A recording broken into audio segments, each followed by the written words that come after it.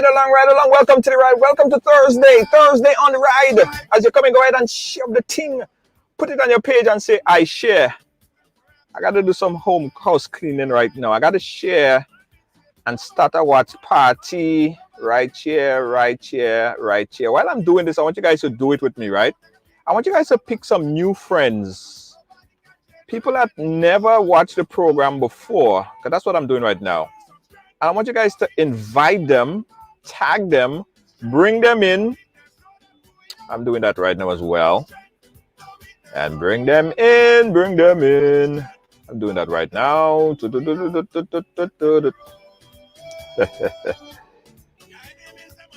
Yes, okay, good. There we go. Yeah, invite some friends, man. Invite some friends. Bring them on, bring them on. How you doing? How you doing? How you doing? How you doing? Everybody, welcome to Ride Along Live. Welcome to the ride. Big up yourself, Lacey J. I see you. I see you.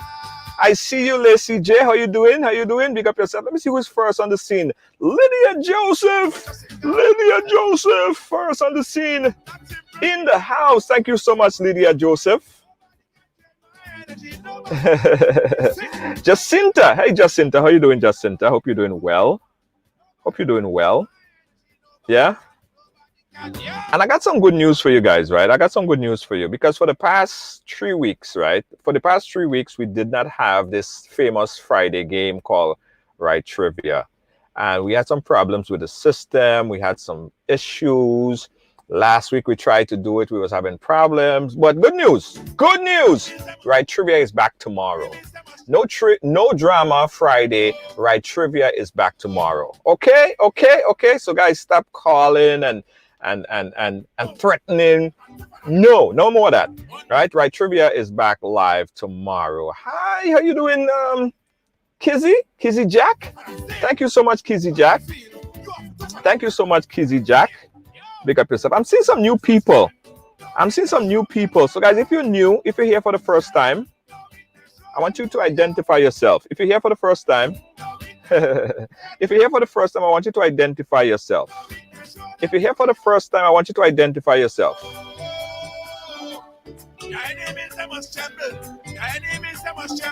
If you're here for the first time, I want you to... Princess Nesta, how you doing? Big up yourself. If you're here for the first time, guys, I want you guys to identify yourself. I want you to identify yourself. Let me big you up. Let me welcome you. Or if you're here because someone else invited you, I want you to tell me who invited you so I could big both of you guys up. Lovable John, how you doing? Big up yourself. Thank you so much. Share. Good night to you. Sweetness. Yeah, that's quite a name. Sweetness, how you doing? Big up yourself. Thank you so much. So who invited? Who's here for the first time? Who's here for the first time? Let me know who invited you. Let me know. Night to all my Grenadian brothers and sisters. Thank you so much. Welcome. I want to see the folks first time in 2020. Marilyn Evans. It's the first time? Really? Wow. Welcome. Selena. Yeah, Selena says she invites herself. Yeah, I'm sure. Yes, Selena. You're not new at all. Here for the first time. Joyce. Big up yourself. Thank you so much. Welcome, Joyce. Didi Moraine. Thank you so much. Didi, big up yourself. Good night, and welcome to Ride Along. It's a family affair. Lydia Aisha, thank you so much for sharing. Christine Sylvester, good night to you. Good night to you. Everyone that's here for the first time. Who else is here for the first time? Wendy Ann. Wendy Ann was invited by Junior. Thank you so much. I know I invited Wendy Ann a long time ago, and Wendy Ann is an avid supporter of Ride Along. Joyce Philip for the first time. Thank you, Joyce. Welcome, Joyce. Guys, if you're here and you're seeing some folks' name and under the name they have the supporter, they're a supporter. These people actually are they are actual contributors to the program. They're the ones that are responsible for having us on the program on a daily basis. They are who make the program happen. So for all the supporters, big up yourself. For Joyce, big up. Steaming Coco. Yeah, you're definitely not here for the first time. Arthur Langain, how you doing? Big up yourself, my friend. Alma Bernard, good night to you. Good night to you. And all the first timers and everyone that was here for the first time. Guys, I want to bring everyone up to speed with the election. All right, the U.S. election. We've been following the election from since Tuesday, and someone posted, which was kind of funny to me today. They said this is the United States of Guyana, because because if you know Guyana, sometimes Guyana election goes on for 3 weeks and we don't know. And this is the second day, and we're yet to know and follow up and to know exactly who is the president of the United States. Would it be Joe Biden? Would it be President Trump? Right now, the first day of election, we were there counting the vote. A lot of people said, "Well, Florida, Florida, Florida." Everybody looking at Florida, and we have the map. I'm going to bring it up as well so we could take a look at it. Florida, Florida, Florida, Florida, Florida, Florida, Florida, Florida, Florida. So Joe Biden didn't win Florida, because if he did win Florida, and I see my guests on them there. Guess I see you guys there. I see you guys there. Joe Biden didn't win Florida, right? Joe Biden didn't win Florida. Another very important battleground state was Ohio. Joe Biden didn't win Ohio. Ohio went to the Republican, and everybody was agitated because they don't know what's happening. I mean, everything else is normal because, if you know the election cycle in the US, New York and most time New Jersey, California, Washington, all the states by default, it's 90% of the time, 99% of the time, or even more, those states goes to the Democrat, right? So, and other states like Kentucky and all these other states normally goes to the Republican. So everything started to fall in place until Ohio. We went to bed on Tuesday night, very uneasy. When I say we, I mean a lot of Democrats, very uneasy as to where the race is. Got up in the morning and realized that we still wasn't clear on the election. All right. We're going to go through all the scenarios and we're going to go through all the analysis, because today we have two panels, but we have to add another layer to the conversation today, because St. Vincent and the Grenadines is also celebrated their election today as well. So we have to include St. Vincent in the conversation. And let me see, we have a live feed as well coming from St. Vincent that we're going to be looking back and forth on as well throughout the broadcast. So we're looking at the US election, and we're also looking at what's happening in St. Vincent and the Grenadines. Now, to help me analyze and put everything into perspective right here is my good friend Jerry Hopkins, who is going to be joining us via audio today. Let me bring down my music and bring up Jerry Hopkins audio. Jerry Hopkins, are you there, sir? Jerry, are you hearing me? Okay, hold on, let me unmute Jerry. That would help. Yes, Jerry, are you hearing me? Yes, I'm hearing you, Junior, and a pleasant good evening to you and to all of your listeners and viewers. Thank you so much, Jerry. And Jerry, also to our other panelists here, Mr. Palmer himself from SVG. Absolutely, absolutely. Thank you, Jerry. And ladies and gentlemen, he's a son of the soil, St. Vincent and the Grenadines. He's a controversial figure. Mr. Alan H. Palmer himself. How are you doing, Mr. Palmer? Welcome to the ride. Thanks for having me on the ride, Junior. And let me remind everyone that I am St. Vincent and the Grenadines' favorite and most hated son. I am the diaspora, machismo, and no one can change that. When I promoted the program today, right, I asked the question, what does President Trump, Donald Trump, and Ralph Gonsalves have in common? I wasn't too sure that it would have caused that kind of, that ruffle so many feathers. But I just want to say from the top, from our vantage point, they do have a few things in common from what I see. For one, they're both world leaders. President Trump, at this point, he's still the president of the U.S., and Ralph Gonsalves is the prime minister of St. Vincent and the Grenadines. That's one. Two, they both are going through election period right now at this time. So that's my correlation. That's what I think both leaders have in common. right? Anyone else feathers that got ruffled, that's my perspective. But I'm sure you guys might have a difference of opinion and ideas as to the difference and similarities between the two leaders. So we start with you, Mr. Hopkins. As you stated on the program, we're looking at these two leaders. They're going through a election cycle right now. When you look at their leadership style, are there any similarities or major differences between those two from your perspective? Yeah, Junior, I see more differences than I see similarities. Just in terms of their worldview, their Right. sense of justice, Uh-huh. the way they respect other people and relate to other people. I see quite a few differences. Yeah. With respect to, I mean, yes, what you said is correct. They happen to be going through elections. Yeah. That is just, that's just the reality of what's happening in St. Vincent and what's happening in the US. That's more about the society and the community more than it is about them. And it Right. is also true that there were leaders, yes, they were elected, and so they're in positions of leadership. But Trump hasn't shown much leadership in a lot of ways, as far as I'm concerned, looking at his record here in the US.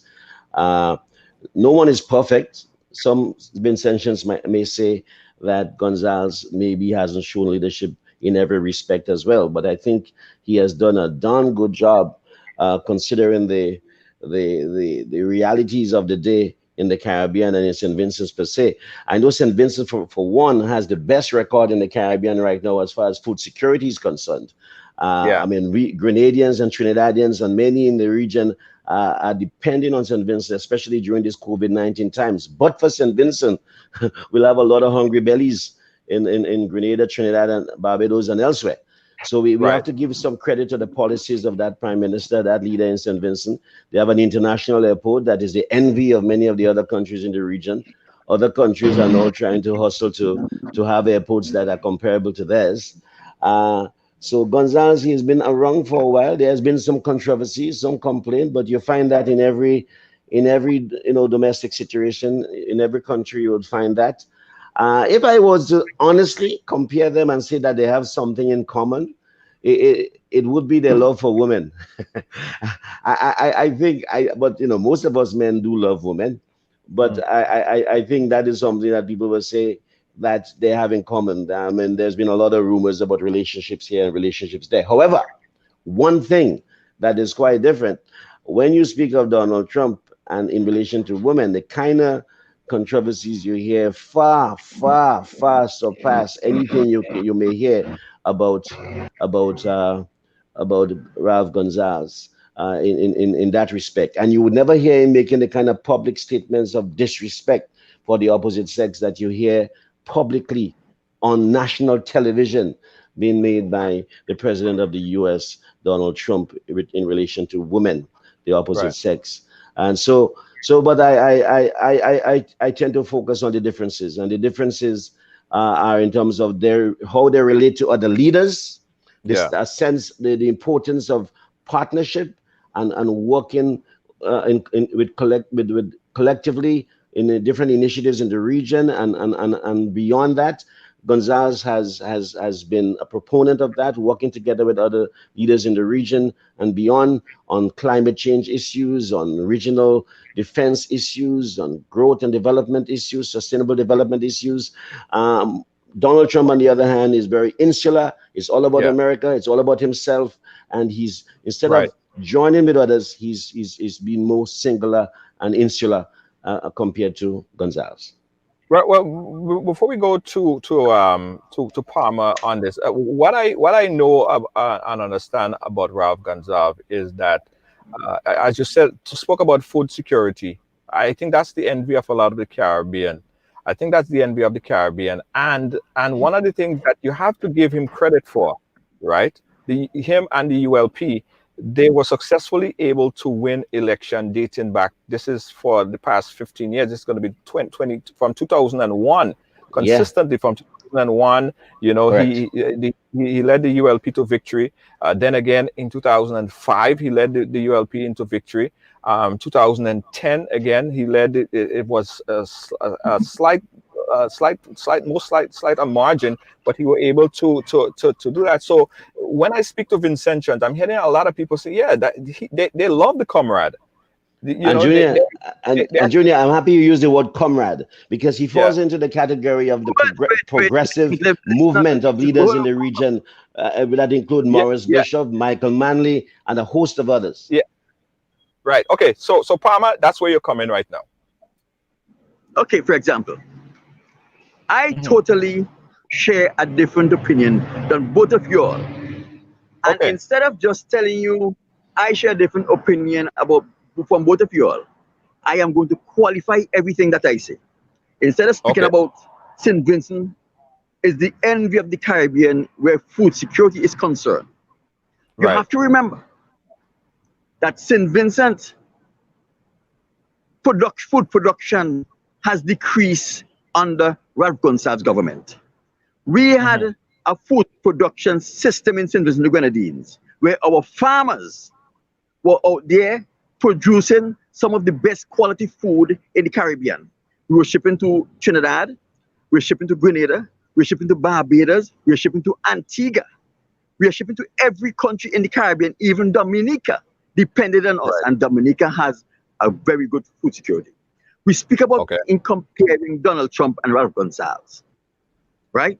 And we are trying to paint Ralph Gonsalves into a picture that is not realistic. Now, there is no difference between Ralph Gonsalves and Donald Trump in that Donald Trump has been accused publicly by several women of many sexual indiscretioncies, right? Ralph Gonsalves has the same thing that has levied against his name, and unfortunately, right, in Ralph Gonsalves' case, the victims are children. So I am not making up stories. I don't want to call people name on this forum because this is an international forum, right? But where these things are concerned, Ralph Gonsalves is no different than Donald Trump. No, the difference is go ahead. International, go ahead. Right, we have Donald Trump, who is leading a first world country, right? And Ralph Gonsalves, who is leading a third world country. It's obvious the management skills and the technique for both countries are different. Well, Donald Trump has advisors who, even if you don't want to listen to them, there are mechanisms in place that will force him to listen and make certain decisions, take certain actions. In St. Vincent and the Grenadines, there is no mechanism to hold the government officials, especially Prime Minister, accountable when they go outside of the perimeter or the scope of their duty or the scope of the law. I disagree with that. I disagree with that. That is not true. Well, you have a right to disagree. That is not true. So you have to bring. You have an opposition and you have the court system. Yeah. But look, and you have media. And you have media. And you have media. And you have Alan Palmer. We have the opposition. We have the court system, right? Right. Yeah. We have the opposition. We have the court system. And we have Alan Palmer. And you have the media. Wait. Oh, stop. Hey, stop being rude, man. Let us be mature adults here, because this is this is serious business when it comes to me, right? St. Vincent is a fair serious business. Right. Now, we have the opposition. Ralph Gonsalves used the police force to evict the opposition from the House of Parliament forcefully. This was an abuse of power. The evidence is there to support this. I'm not making up stories. It was all over the Caribbean News, Junior. You would have read about this. We have the court system. The appeal court, on behalf of the teachers' union, brought back verdicts that give the teachers' union the right to have the members of the New Democratic Party who ran in election to be reinstalled in their teachers' position as the collective bargaining for St. Vincent and the Grenadines Teachers Union and the government stipulated. Ralph Gonsalves refused to honor the appeal court's decision, he refused to honor the collective bargaining between the St. Vincent and the Grenadines Teachers Union and the government of St. Vincent and the Grenadines. Chevron John in particular, a young lady of Kalinago descent, decides she wants to represent her constituents, the members of her community, which is the Kalinago people in St. Vincent and the Grenadines, or one side of the Carib community. She's a teacher by profession. The collective bargaining gave her the rights and the opportunity to run as for political office without losing her job. But she don't have to resign. Yeah, go ahead. She don't have to resign. That is the collective bargaining as it relates to St. Vincent and the Grenadines. Well, what's the point you're making, Palmer? I'm making, no. She was forced to resign her job, like the other people who are now on the breadline, who have followed the mandate of the collective bargaining in St. Vincent and the Grenadines and run for political But you're not office. done with. But Palmer, you said she was forced to resign from her position. No, if you're going to use the court system, you have to use it all the way. Did she appeal that decision? Did she take legal action against that decision? What was the ultimate decision? What did the highest court decide? Listen, you're not listening. There are precedents where this thing have happened before. There are 3 teachers who are now out of a job because they follow the collective bargaining. They follow the agreement between the government of St. Vincent and the Grenadines and the teachers union. So precedent has already been set. The Eastern Caribbean Appeal Court have already ruled on this matter. So it's nothing new, right? And Ralph Gonsalves is currently in contempt of court because he refused to honor the rulings, the decision of the Eastern Caribbean Appeal Court. This is not the Supreme Court now. This is the Appeal Court. But has anyone gone back to court? Has anyone gone back to the courts for injunctive action? Listen. Who is going to instruct Ralph Gonsalves to do what he don't want to do? Tell me which court is going to instruct Ralph Gonsalves to do what he don't want to do? You see, you have to be realistic with this. We like to talk things and try to justify a non-action. No, I think. Okay, Mr. Palmer, let me respond to what you just said. Yeah, and I want to move. Palmer, if the court made a ruling and it's not been executed or adhered to or followed, there are other recourses, other steps you can take in the same court system to make it happen injunctively. And if that doesn't happen, you see, until you've exhausted, let me finish here. Until you've exhausted your recourses with the court. Palmer, I have the floor now. Until you have exhausted your recourses with the courts, you cannot say that nothing has been done. I think that the Prime Minister should honor the decision of the court. But we know in the region, several of our prime ministers have done that. It has happened in Grenada. Palmer, I'm still speaking. Palmer, I'm still speaking. Hey man, listen to me. It has happened. It has happened not just in St. Vincent, but elsewhere as well. But what has to be done? We have to exhaust the legal recourses and let the court make a final decision on the matter at the highest level. And then something must be. Then you can say he has dishonored the decision of the court. He have already dishonored the decision of the court. If Ralph Gonsalves didn't want to adhere to the decision of the court, he had one alternative, which was to take the appeal court decision to the Privy Council and have convince the Privy Council that he was right. He failed to do that. What are you going to do? File an injunction again? Spend more money in the court system? What sense is going to make? You can tell me.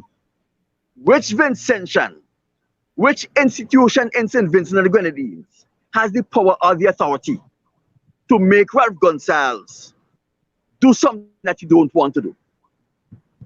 Tell me. That is how the structure of our political system is so inept that a politician who is placed there to do a job becomes a god, untouchable. You understand? And this Yeah. is serious business. So you cannot ask the teachers union to now go and spend more money to have an injunction that would not be enforced, because everyone who has the power to enforce an injunction in St. Vincent and the Grenadines is appointed by Ralph Gonsalves. Everyone who has the power to see justice is done is appointed by Ralph Gonsalves, right? So when you're praising Ralph Gonsalves, you have to be careful, because you have to remember that there are thousands of people in St. Vincent and the Grenadines who have been oppressed and exploited by Ralph Gonsalves and is listening here.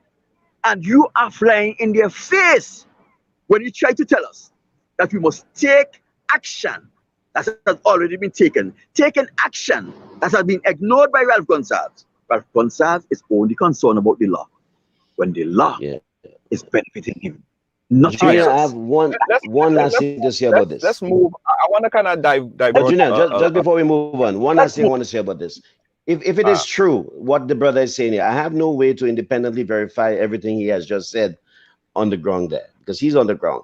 But if it is true, all that he has said, I will not sit here and defend any leader in the region for basically ignoring and disrespecting a decision of the court, because we have to respect the court of law. So if all of that is true, then I will not defend that or justify that. However, I will still say that one has to exhaust every available legal means available to ensure that justice is done. And if there's anything that a petitioner can do that he or she hasn't done, then he or she should do it. But I will not defend any injustice on the part of any leader. That's all I have to say on that. Here's where I want to go. We do have someone that's joining us in a little while that's coming in from St. Vincent. But we still haven't really established the voting system, the whole constituency, the setup of St. Vincent and the Grenadines. Because today's the election for the value of the viewers. Palmer, if you could just give us an idea as to the setup, the arrangement. What we're looking at today, who are some of the candidates that vying for elections for the ULP, and what are some of your predictions for tonight? We have the ULP and we have the NDP. What are you seeing? Okay. In St. Vincent and the Grenadines, there are 15 constituencies. 15 constituencies. Like Grenada. And as you know, our electoral system is the same like Grenada, that the Grenada electoral system, right? Right. Now, what we have in St. Vincent and the Grenadines is an outcry of the people, and let me make it clear. I am neither a member of the ULP, I'm neither a member of the NDP. I have never asked a politician for a favor, and I will never ask a politician for a favor. You understand? I don't expect anything from any politician, but that they treat our resources right, that they treat our people with the dignity that they deserve, and they do their jobs. And as long as you're doing your job, you will never hear from Alan Palmer, right? So now we have 15 constituencies. Both the two major parties, the Unity Labour Party and the New Democratic Party, are contesting every seat in the 15 constituencies. Right. According to the vibes I've been getting from my people, according to members of the special branch unit, who I still keep in contact with, the election is swinging heavily in favor of the NDP. That is the word from the ground. And as according to the information, there's only 2 show seats in St. Vincent and the Grenadines, and that is Prime Minister Ralph Gonsalves and Camilo Gonsalves, his son. These are the only two show seats where, but other than that, the overwhelming support that is demonstrated by the community and the people on the ground is for a change of government in St. Vincent and the Grenadines. Right. And is that based on exit polls? What is that based on? That based on the people who have been predicting election in St. Vincent and the Grenadines for the past 40 years. You see, in St. Vincent and the Grenadines, we have, in the police organization, we have, I don't think I should speak about it because a lot of people don't know about it, and it will put people on the lookout, and it may, However, we have an institution that is responsible for monitoring every political meeting that takes place in St. Vincent and the Grenadines. They make notes and they evaluate these notes, they evaluate the attendance, they evaluate the reaction of the people. And I will tell you this, I worked in that department and the prediction of that department have never been wrong. James Mitchell have used that department on many occasions to prop up politicians who are falling in order to ensure that he win election in St. Vincent and the Grenadines. I don't know which other government official use it, but I know it is a strong, active department, and it is responsible for monitoring on behalf of the government the political condition of the ground. And that is how we have been working for the past 20 plus years. Now we do understand, right? From past election, we had this particular election here. We have Friday, who is on the opposition side. How secure do you think he is at the moment? Do you think that he represent the party? Do you think that he when he took over from Ali Nustes, do you think that he's a stronger leader as an opposition leader to contest this election? Because in the past 15 years, it has been the same. What is different about Friday that would take him over the edge in 2020? Okay, I love Annie Eustace as a leader because of his principle and the strength that he possesses. Dr. Friday has a different style than Annie Eustace. Dr. Friday is his most how do you call it? He's more easily associated with the people than Annie Eustace was. Dr. Friday has made connection on behalf of the NDP that not even James Mitchell had made, because Dr. Friday is, let us say, he's a rootsy kind of guy. He's a rootsy kind of guy. So he was able to make a lot of connection. And where he was tight up, he was willing to shake it off and go down to the grassroots and start digging with the people. And that is one of the strong point that Dr. Friday possesses. He's a very adaptable fella. He's very adaptable. And he have used his adaptation, his adaptiveness to gain the favor of the people of St. Vincent and the Grenadines. Right. Do you think that he leads a stronger opposition than Ollie Eustace? Well, that is hard to evaluate because Anim Eustace is a fellow who is easily touched by the infirmities of others. He's easily touched by the cares of others. So when something is wrong, Anim Eustace wants to jump and try to find a solution. No. Dr. Friday takes a different approach. Dr. Friday try to sit back and evaluate and see how best he can handle the situation. I'm not selling Anim Eustace short because Anim Eustace is the only political leader I have ever followed in my entire life. But these are one of the qualities that Dr. Friday possessed, that a lot of the people who want solution now tends to how must I put it? Tends to want to see Friday jump in quicker and get into things at a quicker process in the same way and immune system. But Dr. Friday going with a different mindset of managing his opposition. They are two different people from two generations, and they approach the opposition politics from different perspectives.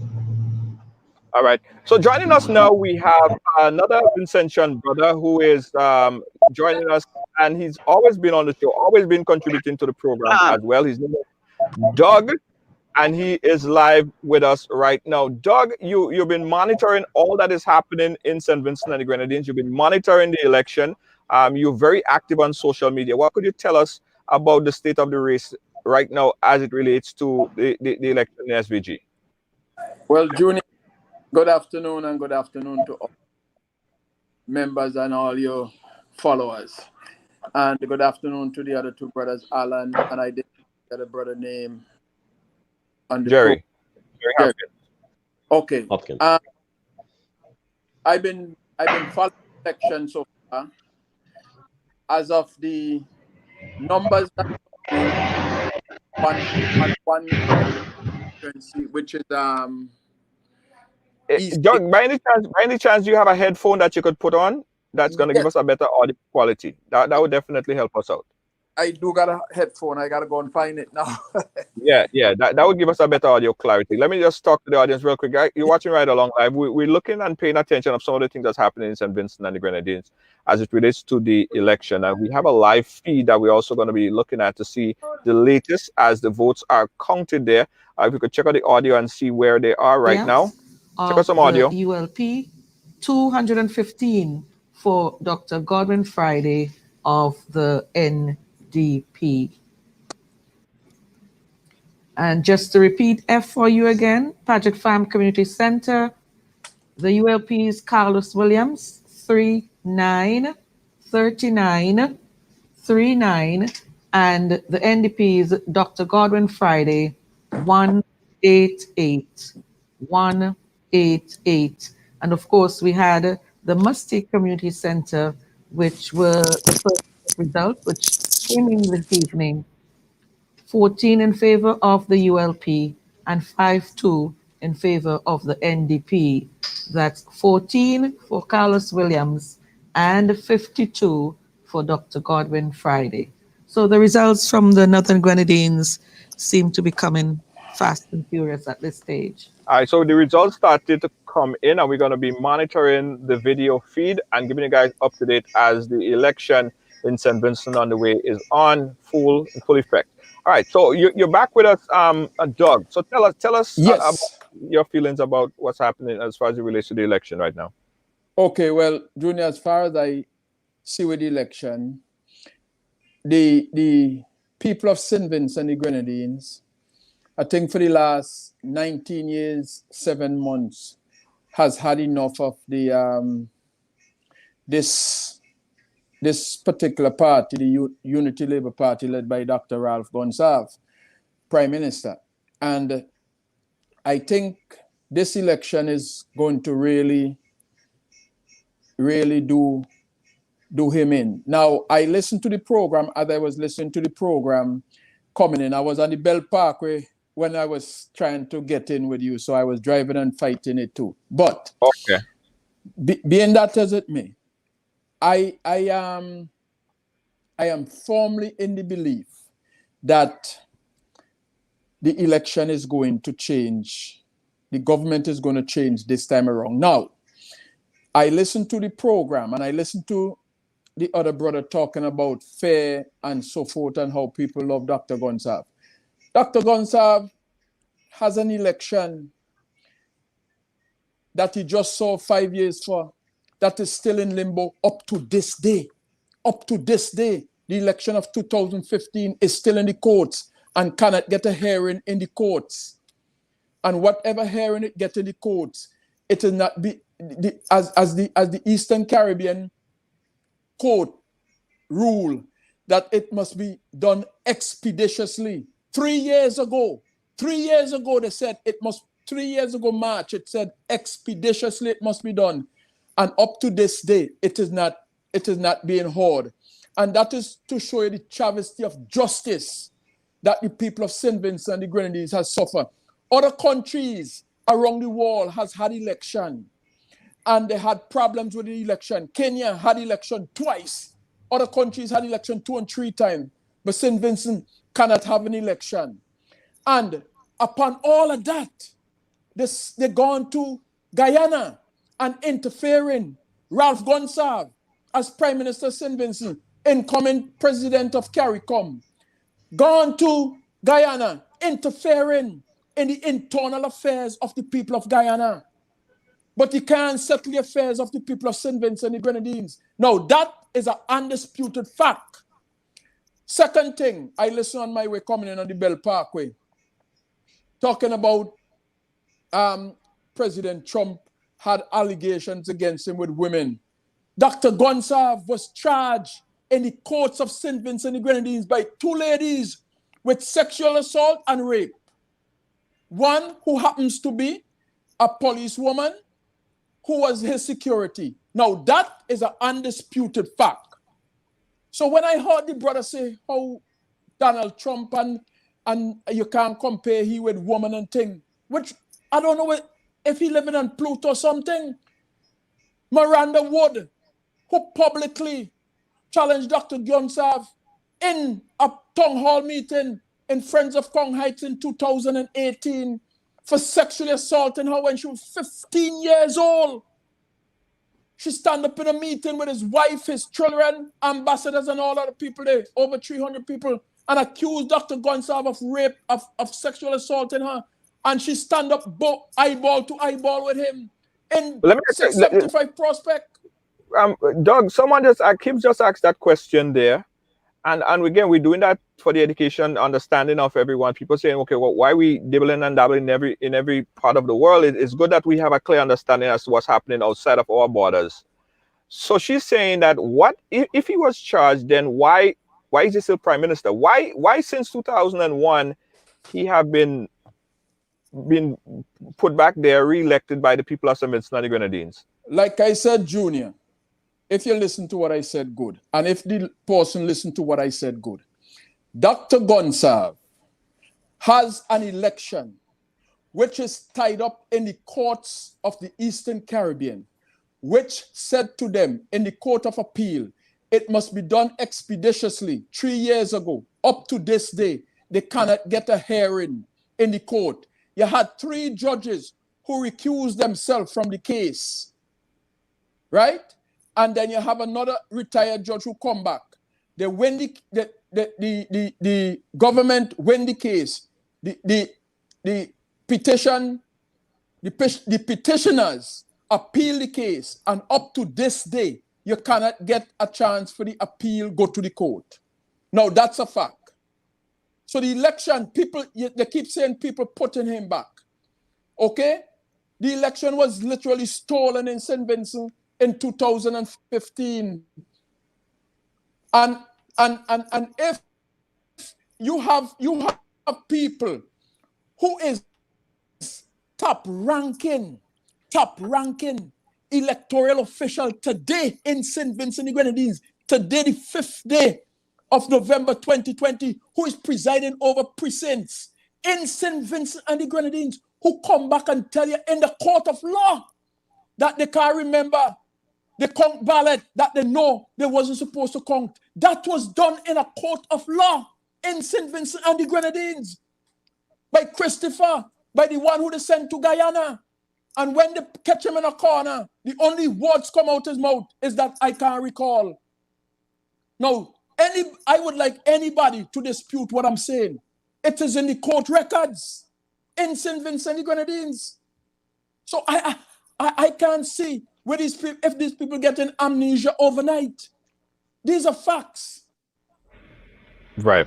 No, for the benefit of listeners and for myself, the incident you just recalled, brother, what exactly was that? You said someone did something. What did that someone do? I'm not put it in context, please. That's who someone what you just said. What? Well, you got to tell me what I said so I could put it in the No, context of where you you want. just said about someone counted something and then Warren went to Christopher, Ghana. Mr. Christopher in Central Leeward, who is the returning officer for Central Leeward today. He said he counted ballots that he know wasn't supposed to count, and he said it in a court of law.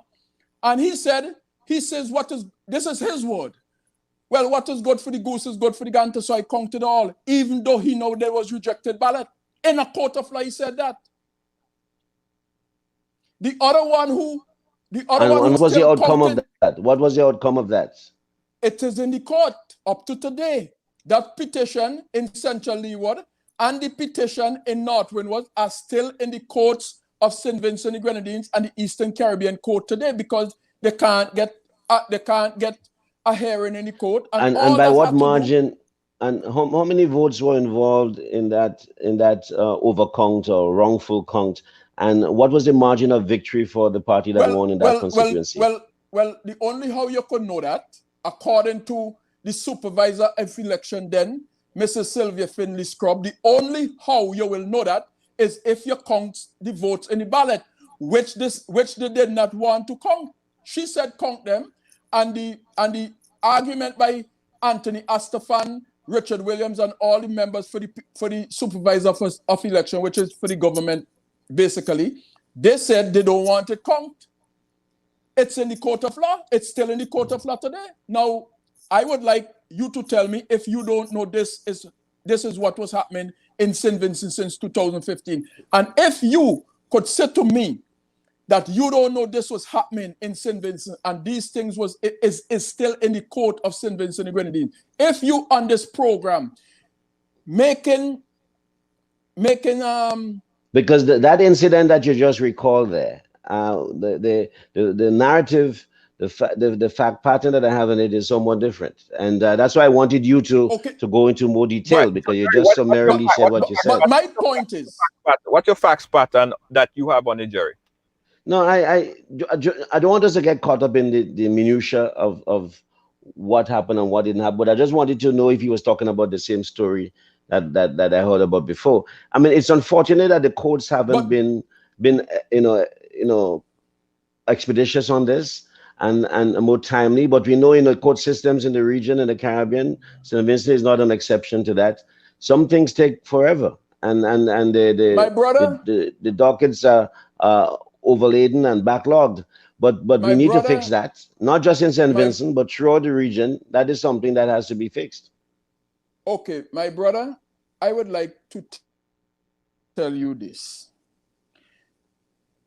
If the Eastern Caribbean Court of Appeal said, the three-judge said, this should be done expeditiously 3 years ago. They done bring in a retired judge, Stanley John from Trinidad. They had a judge, the lady name is Judge Esco Henry. She's a sitting judge right now in St. Vincent and the Grenadines. She said she had to recuse herself from the case. You know why? Because the case, when it was supposed to go to her, the registrar, who is charged with putting the cases on the docket, dump a whole bunch of case in the case, and the woman said, listen, you see this nonsense? I recuse myself from the case. That's a fact. Hold on a second. I just want to just go across real quick. We have the president, Donald Trump, is making a statement right now live. I just want to join that video real quick. Yes, I would like to see that. Right here. Guys, you're watching Ride Along Live, and we're discussing St. Vincent politics and also what's happening here in the US. Let's see if we could get that video live coming in from CNN. The president is speaking right now. That word by powerful special interests. These really phony polls, I have to call them phony polls, fake polls, were designed to keep our voters at home, create the illusion of momentum for Mr. Biden, and diminish Republicans' ability to raise funds. They were what's called suppression polls. Everyone knows that now. And it's never been used to the extent that it's been used on this last election To highlight just a few examples, the day before election, Quinnipiac, which was wrong on every occasion that I know of, had Joe Biden up by 5 points in Florida, and they were off by 8.4 points, and I won Florida easily. So they had me losing Florida by a lot, and I ended up winning Florida by a lot. Other than that, they were very accurate. They had him up 4 points in Ohio, and they were up by 12.2 points. And I also won Ohio, great state of Ohio, very easily. The Washington Post said Biden up 17 points in Wisconsin, and it was basically even. They were off by about 17 points. And they knew that. They're not stupid people. They knew that. Suppression. There are now only a few states yet to be decided in the presidential race. The voting apparatus of those states are run in all cases by Democrats. We were winning in all the key locations by a lot, actually. And then our numbers started miraculously getting whittled away in secret. And they wouldn't allow legally permissible observers. We went to court in a couple of instances, and we were able to get the observers put in. And when the observers got there, they wanted them 60, 70 feet away, 80 feet, 100 feet away, or outside the building to observe people inside the building. And we won a case, a big case, and we have others happening. There are lots of litigation, even beyond our litigation. There's tremendous amount of litigation generally because of how unfair this process was. And I predicted that. I've been talking about mail-in voting for a long time. It's really destroyed our system. It's a corrupt system, and it makes people corrupt even if they aren't by nature, but they become corrupt. It's too easy. They want to find out how many votes they need, and then they seem to be able to find them. They wait, and then they find them. And you see that on election night. We were ahead in vote in North Carolina by a lot, tremendous number of votes. And we're still ahead by a lot, but not as many, because they're finding ballots all of a sudden. Oh, we have some mail-in ballots. It's amazing how those mail-in ballots are so one-sided, too. I know that it's supposed to be to the advantage of the Democrats, but in all cases, they're so one-sided. We were up by nearly 700,000 votes in Pennsylvania. I won Pennsylvania by a lot, and that gets whittled down to, I think they said now we're up by 90,000 votes, and they'll keep coming and coming and coming. They find them all over, and they don't want us to have any observers, although we won a court case. The judge said you have to have observers. Likewise in Georgia, and they're appealing. Actually, they're appealing. We won a case that we want people to watch, and we want observers, and they're actually appealing, which is sort of interesting. I wonder why they'd appeal, that all we want to do is have people watch as they do the vote tabulations. Likewise in Georgia, I won by a lot, with a lead of over getting close to 300,000 votes on election night in Georgia. And by the way, got whittled down, and now it's getting to be to a point where I'll go from winning by a lot to perhaps being even down a little bit. In Georgia, a pipe burst in a faraway location, totally unrelated to the location of what was happening, and they stopped counting for 4 hours, and a lot of things happened. The election apparatus in Georgia is run by Democrats. We also had margins of 300,000 in Michigan. We're way up in Michigan, won the state. And in Wisconsin, we did likewise fantastically well. And that got whittled down. In every case, they got whittled down. Today, we're on track to win Arizona. We only need to carry, I guess, 55% of the remaining vote, 55% margins, and margin that we've significantly exceeded. So we'll see what happens with that, but we're on track to do okay in Arizona. Our goal is to defend the integrity of the election. We'll not allow the corruption to steal such an important election, or any election for that matter. And we can't allow anybody to silence our voters and manufacture results. I've been doing a lot of public things for a long time. I've never had anything that's been as inspirational by people calling, talking, sending things to us. I've never seen such love and such affection and such spirit as I've seen for this. People know what's happening and they see what's happening, and it's before their eyes. And there are many instances which will be reported very shortly. There's tremendous litigation going on. And this is a case where they're trying to steal an election. They're trying to rig an election. And we can't let that happen. Detroit and Philadelphia, known as two of the most corrupt political places anywhere in our country, easily cannot be responsible for engineering the outcome of a presidential race, a very important presidential race. In Pennsylvania, Democrats have gone to the state Supreme Court to try and ban our election observers, and very strongly. Now, we won the case, but they're going forward. They don't want anybody in there. They don't want anybody watching them as they count the ballots. And I can't imagine why. There's absolutely no legitimate reason why they would not want to have people watching this process, because if it's straight, they should be proud of it. Instead, they're trying, obviously, to commit fraud. There's no question about that. In Philadelphia, observers have been kept far away, very far away, so far that people are using binoculars to try and see. And there's been tremendous problems caused. They put paper on all of the windows so you can't see in. And the people that are banned are very unhappy and become somewhat violent. The 11th Circuit ruled that in Georgia, the votes have been in by Election Day, that they should be in by Election Day, and they weren't. Votes are coming in after Election Day. And they had a ruling already that you have to have the votes in by Election Day. To the best of my knowledge, votes should be in by Election Day.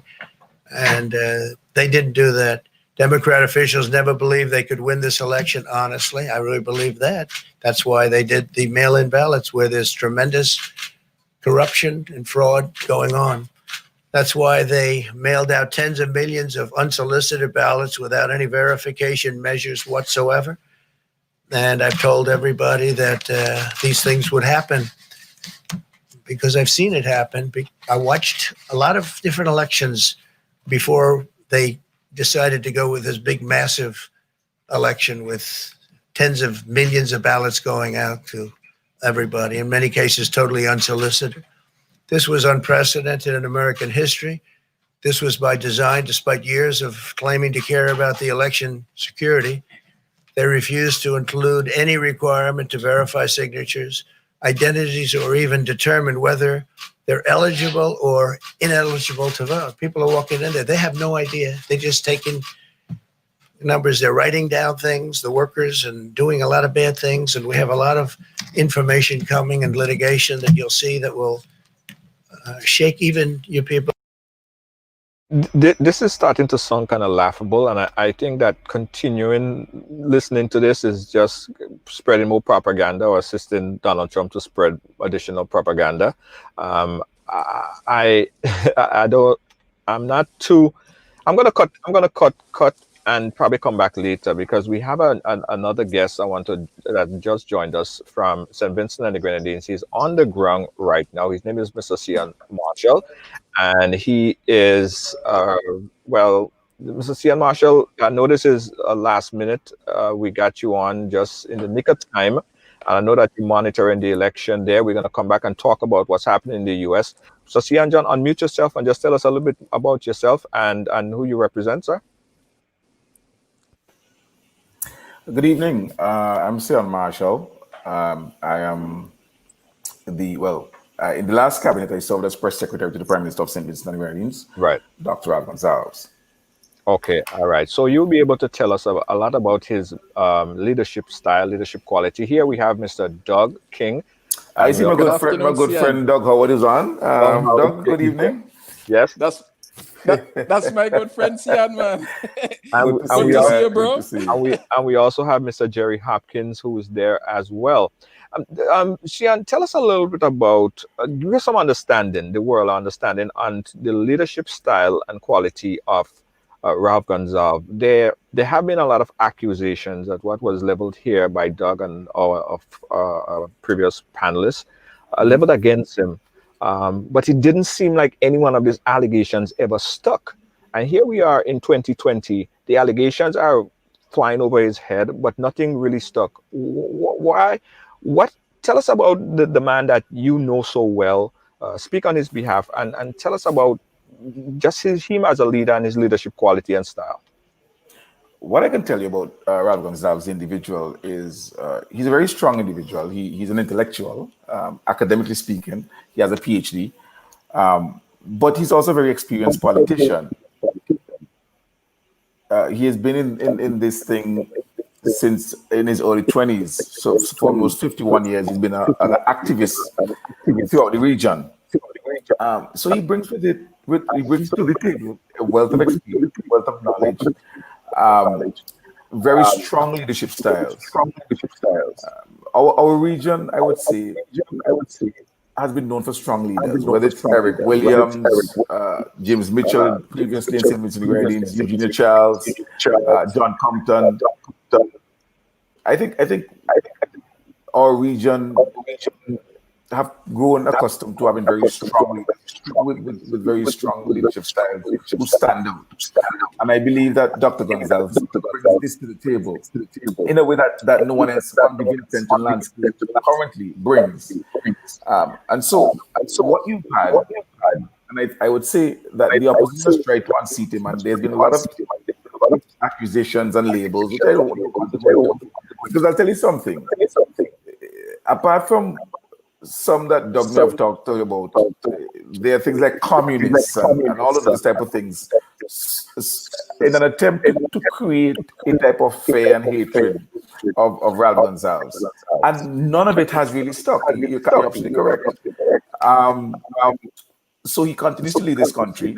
He has done a fantastic job in taking the country forward, bringing serious development to our country, in repairing the reputation of our country globally, and I think Vincentians respect that and admire that about him.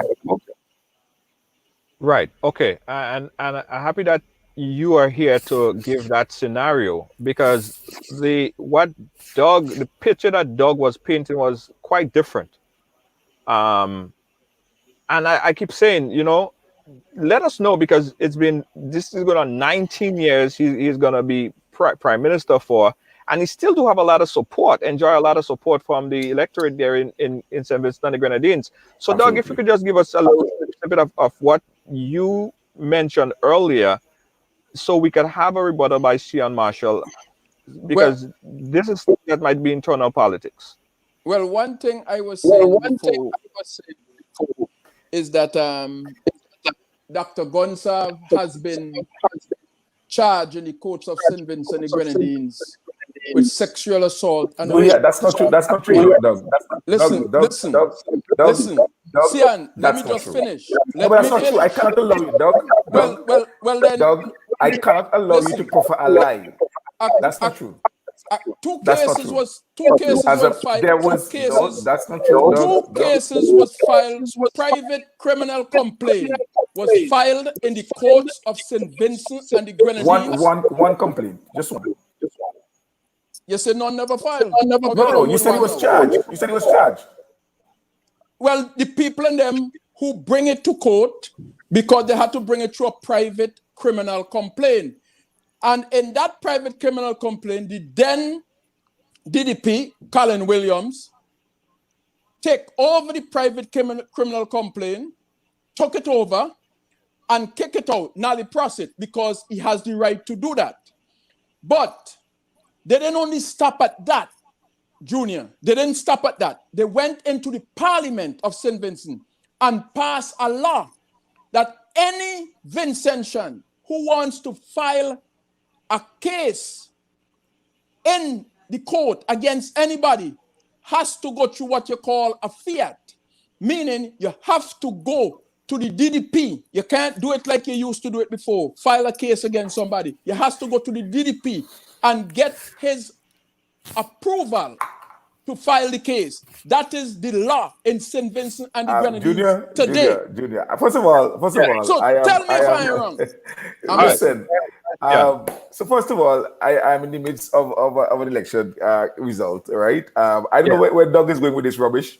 So here's what happened though. A lady did make an accusation. She went to the court.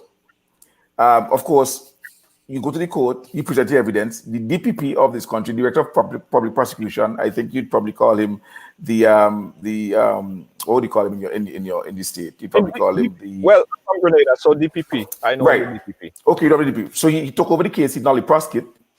They appealed to the High Court, which is the OECS Court of Appeal.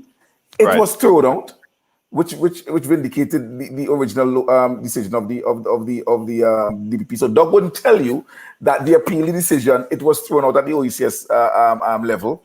And I don't know what law Doug is talking about. No, but these are the kind of distractions. Junior. Hold on. Junior, these are the kind of distractions. These are the kind of distractions that you see coming up when we're talking serious policy. As if Doug would tell me that on the side of the NDP, which is the party supports, that you haven't heard about numerous cases of sexual assault and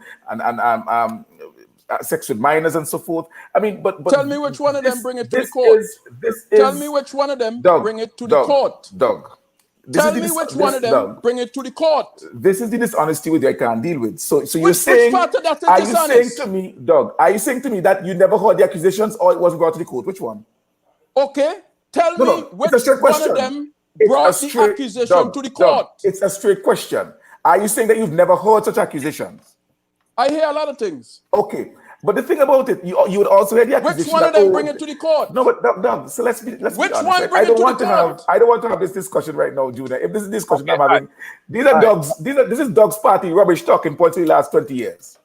Right. And they stick.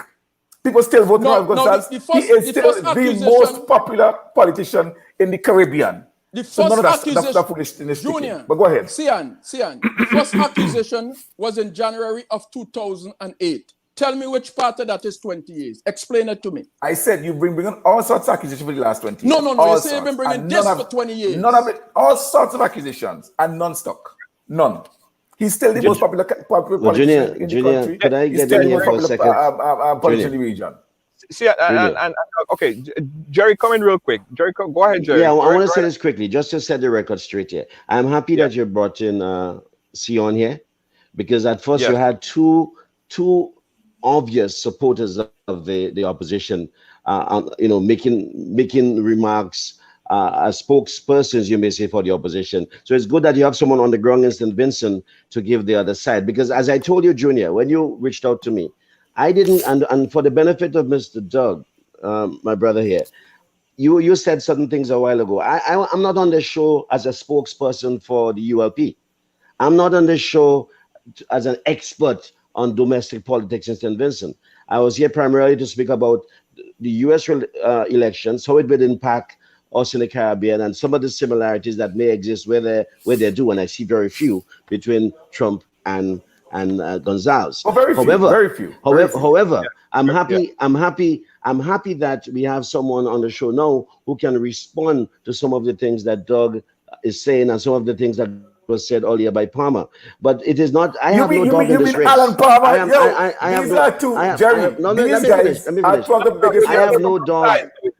no dog in this race. I just want to know that we discuss the issues.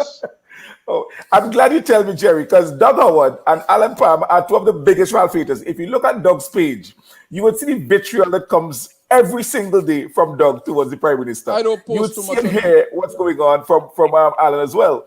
These guys are not about truth. They're not about honesty. They're not about decency. It's about spitting anything about Ralph Gonzalez that they would hope to stick. But Doug is still my partner. But in our side, right? Me right here, I want to hear from all the sides, right? So that was important, Sian Marshall. That was important that I get you on here to talk about it. A lot of these things has been spoken, have been ventilating. People are talking about it, shoo-shooing about it. So you in a position right now that you could debunk, and we could kind of get clarity on it. Because believe it or not, people in the Caribbean been hearing stuff. I'm from Grenada, but I've been hearing stuff. I don't know how clear it is. I don't understand. So you're in a position now to clear the air and let us understand it better. Everyone have a story to tell. Right. Junior, right. Junior, No, let the me point just about say it is something. that Sian, if go ahead, Doug. Go ahead. give me a minute. Give me a minute. Yeah. Junior, let me tell you this, right? I told you before, in a town hall meeting on 871 Prospect Place, Friends of Crown Heights, a young lady accused Prime Minister Ralph E. Gonsalve of St. Vincent the Grenadines of sexually assaulting her when she was 15 years old in a big audience. If I'm not, and I don't think I'm mistaken at that point, this very same Cian Marshall, who was the then deputy to the Consul General here in New York City at 801 2nd Avenue. He was a member of the audience when the lady did that. Okay? So when Cian said that I dumping stuff out there, he was there when the lady said that. Accused the Prime Minister in front of a packed audience. I wasn't in there. I was outside listening. Okay? I done. Right. You know something, Junior and Jerry. Here's the thing, right? Again, you hear all sorts of accusations, one way or other, about Ralph. I was there. You're right when the lady made that ludicrous claim, something that was not substantiated. There was no credibility to the claim. But of course, you Doug, Alan Palmer, and those like you would run with that. But I don't want to talk about that. You know why? Junior, I want Doug to tell you that when Ralph Gonsalves came to office, that we had a 36% poverty rate and a 27% indigent poverty rate in this country. And in 10 years, he was able to reduce the indigent poverty rate from 27% to 3%. Let Doug tell you that when Ralph came to office, only 40% of our students were going to secondary school. In 5 years, Ralph transformed that, and now 100% of our students are going to secondary school. Let Doug tell you that when Ralph came to office, a sprinkling of Vincentians were receiving university degrees across the world. Yes? Let Doug tell you that after Ralph comes, right now, St. Vincent and the Grenadines. Go ahead. We just lost audio connection there with Cian Marshall. Again, this is live. Understanding St. Vincent politics and also paying attention to what's happening here in the US. We just had the President of the United States just came out, and we're also monitoring what's happening in St. Vincent and the Grenadines as it relates to their election. And we don't see any significant changes at the moment. Still zero seat, 0-0. And as soon as Cian Marshall come back in, he'll finish up his statement right here. We're watching Right Along Live. Let's take a quick break in, guys. We got a lot more to discuss when we come right back. Don't move.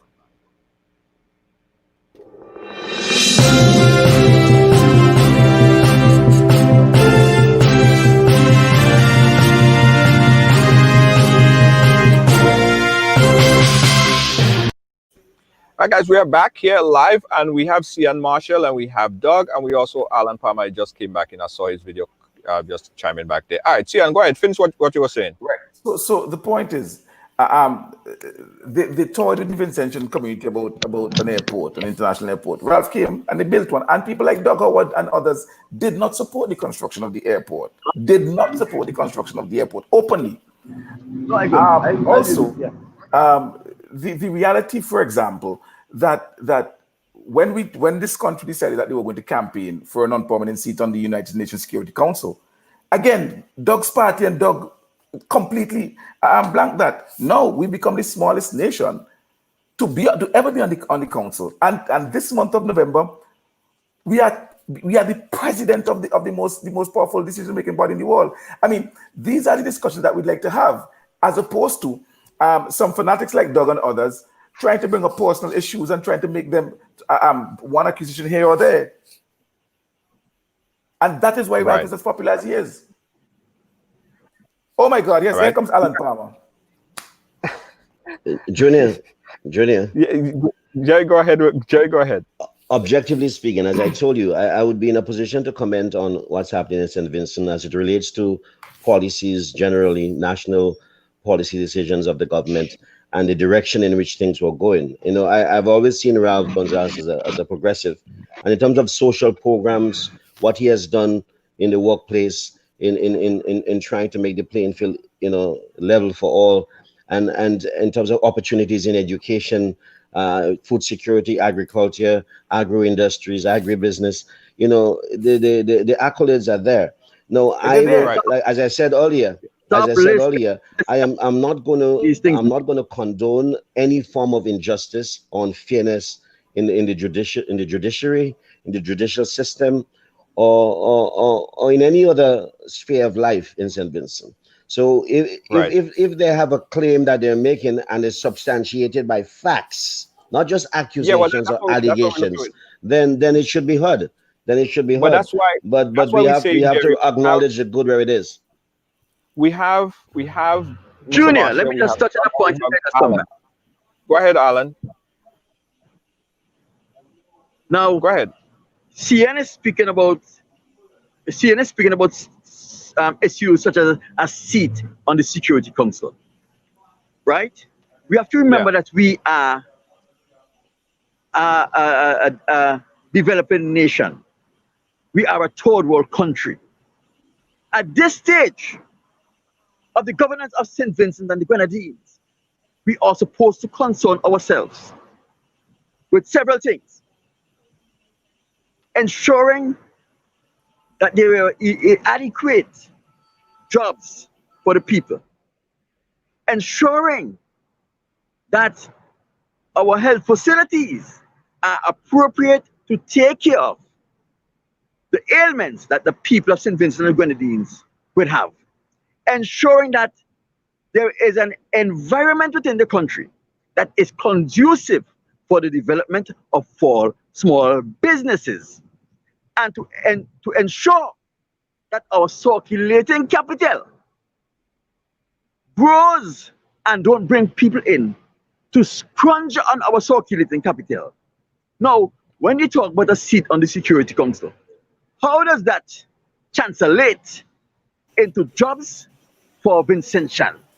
How does that translate into ensuring that Vincentians are exposed to the best medical treatment to take care of their illnesses?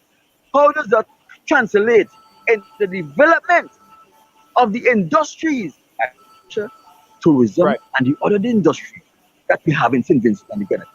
You have to, you see, there is are that a some question people that you want to pose to Mark? We can respond to it. Hello? Is that a question that you're making? Alan, is that a question you want to there are some people who are interesting in renegotiation. If CN want to tell me how these things are going to translate into the economic development, jobs and so forth for Vincentian, okay, then we would have a discussion. You want to respond to that?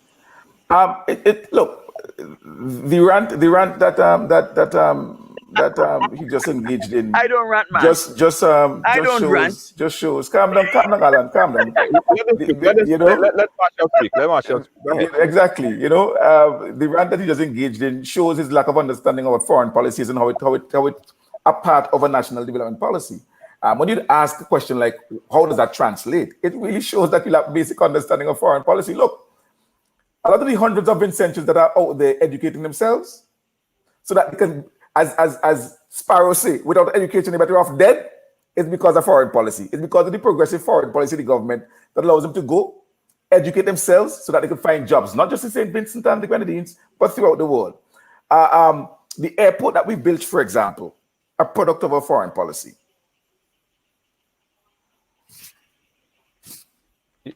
Now we're listening. Okay. The airport that we built, product of our foreign policy. Mm-hmm. So that clearly, I mean, you understand and you're seeing the nakedness of Alan as it relates to his understanding of foreign policy and how it forms part of our developmental policy agenda. But again, Alan, let me finish because we can't hear both of you guys at the same time. Alan, we can't hear both of you guys at the same time. Sian, go ahead, finish up. Right. So that I mean, look, since Dr. Gonzalez has come into office, we've seen what a progressive foreign policy agenda can do, and I think that is one of the things that has us standing out. And shoulder. Look, Canada has tried almost, I think it's 2 or 3 times now within the last 10, 15 years for a seat on the Security Council and has failed. They couldn't secure it. Big Canada with all the money. The last time this year they tried. They spent over $1 million, had a massive concert with Celine Dion, and still didn't secure the seat on the Security Council. Right. Okay. So let's bring back Alan now. Alan, go ahead, Alan. If you notice something, Cian Marshall have not answered the question. He called my questions a rant. I'm asking some simple questions. I am sure everybody else. I'm sure everybody else understood the answer. I'm not sure why you didn't understand, because I was clear in my response about our foreign policy. The seat on the Security Council is a part of our broader foreign policy. And the point I made and the response I gave was how our broader foreign policy is part of our overall developmental policy. I don't understand how you get that. You did not answer the question. How is it going to translate into jobs for our people? How is it going to translate into the development of our industries in St. Vincent? How is it going to translate? You have not answered the question. All you're doing is doing what every politician does. Talk and talk and talk, but don't get to a point. The fact is, if you knew how it's going to translate into development of St. Vincent and the Grenadines and not just window dressing, you would have given it, right, a foreign policy. Listen carefully and learn, boy. Listen carefully and learn. A foreign policy for small developing countries must do several things. Ensure that we get jobs for our people. That is why you have ambassador to go out and look for industries. Junior, listen, I can't deal with Alan. Alan doesn't know what he's talking about. Straight up, right? Straight up. A little boy, listen. Doug, it is difficult that Alan can understand that educating people.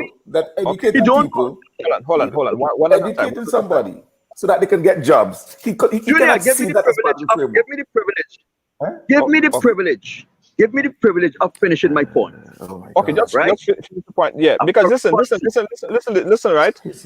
How I want to put that into context as well. How the audience, the Vincentians, friends of Vincentians watching this all over the world, how is it benefiting their bottom line?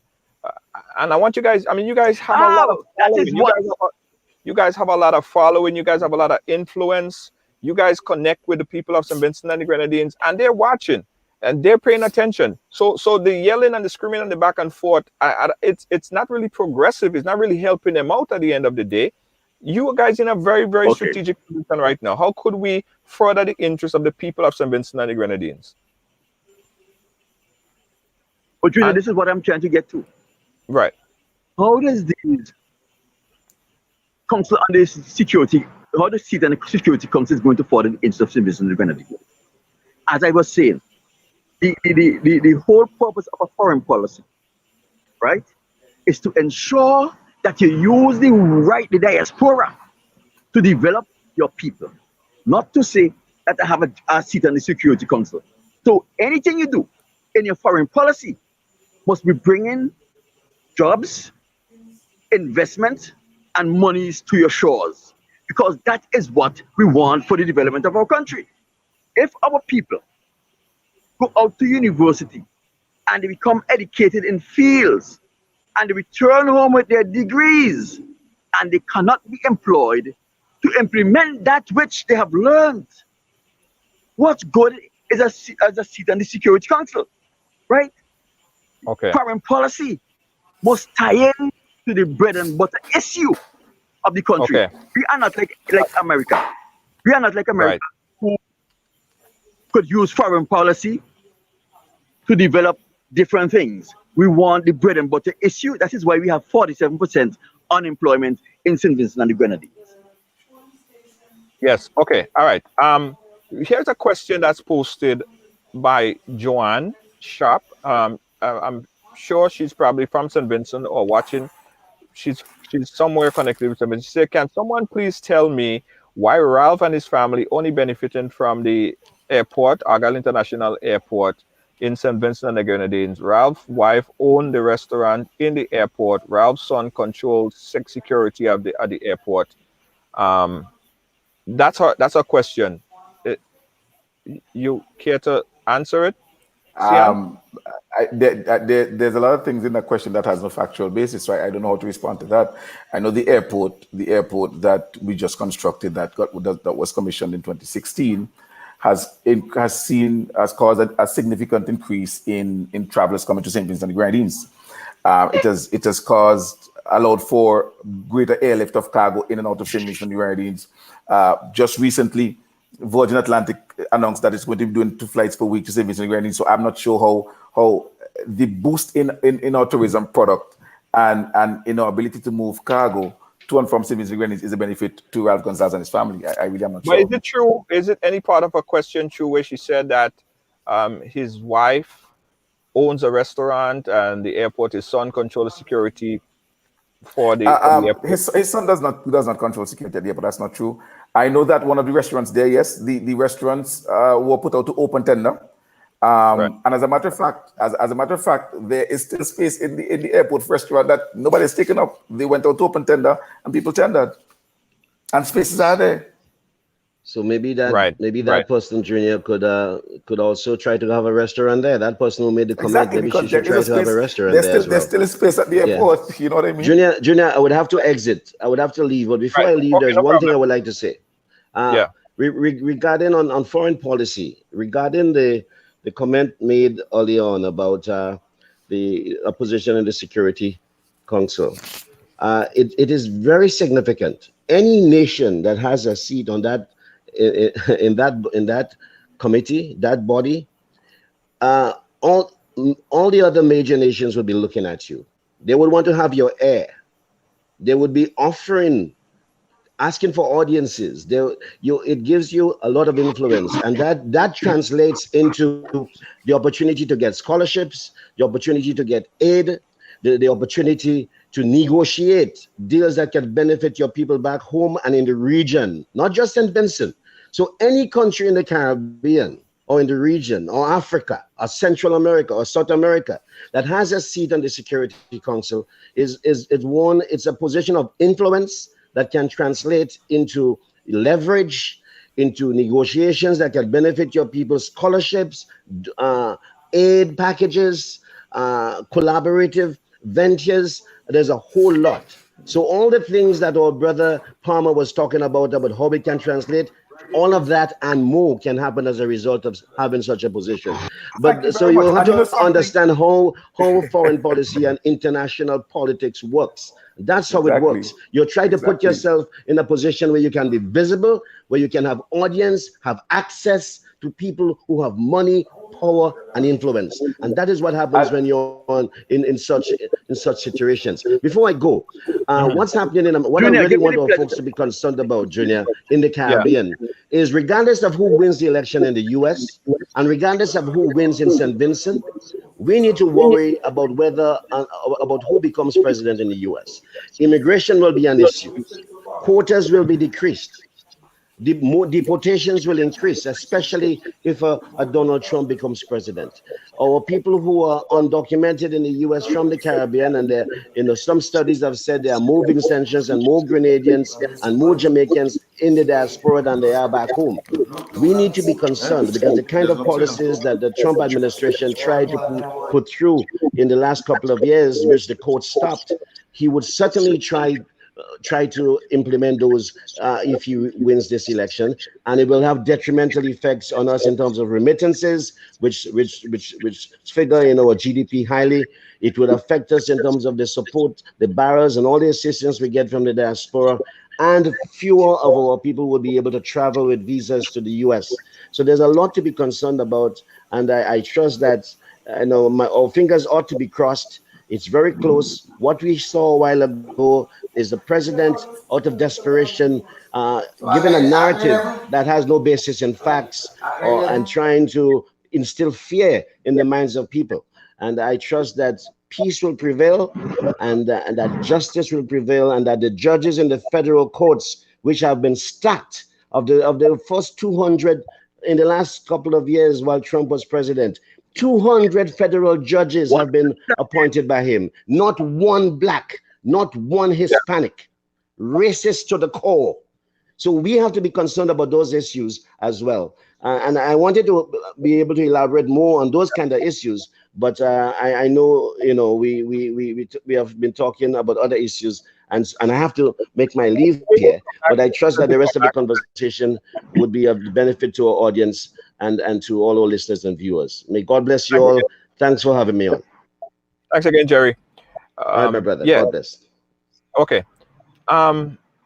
In relation to the U.S. relation and the Caribbean and St. Vincent and the Grenadines, under probably a new Biden administration, who's better to work with a new Biden administration? Would it be Gonzalez if he's reelected, or would it be Friday? Well, I would think first of all. Yeah. Go ahead, Sian. Go ahead, Alan. Go ahead, Alan. That's a purely political question, in the fact that Sian Marshall is obviously going to see Ralph Gonzalez. Doug Howard is going to see Dr. Friday. And I am leaning to see Dr. Friday, because it would be foolish for any of us to say otherwise. Because although I don't get a salary from any government entities or organization, right, I could speak my mind freely. It would be foolish for Sian to say otherwise, because Sian can be in hot water if you see otherwise. So that is a purely based on which side of the aisle he sits on. But in reality, this is why I will say Dr. Friday is the better person to deal with Joe Biden if Joe Biden takes office. First thing, Dr. Friday is fresh, right? He is humble. He don't know everything. And he will be the force to tell you he don't know everything. And one thing about these people, Joe Biden as the leader, Joe Biden is also fresh. He will have an easier communication, an easier rapport with Dr. Friday than he would have with Gonzalez. Well, I think Joe Biden is fresh, you know. Joe Biden was the vice president. Joe Biden would have been around Obama for past 8 years. Fresh to the post of president. You understand? Because remember, the responsibility of vice president and the responsibility of president is far different, right? Right. So I think in that instance, Dr. Friday is more diplomatic. He is more of a statesman. He is a more rootsman, and he will be able to appeal to Joe Biden graceful side than Ralph Gonzalez. Ralph Gonzalez is very officious. You understand? And you have an officious nature. He wants to impose himself on everyone. So with that, here's where humility will have to take the baton and finish the race. All right.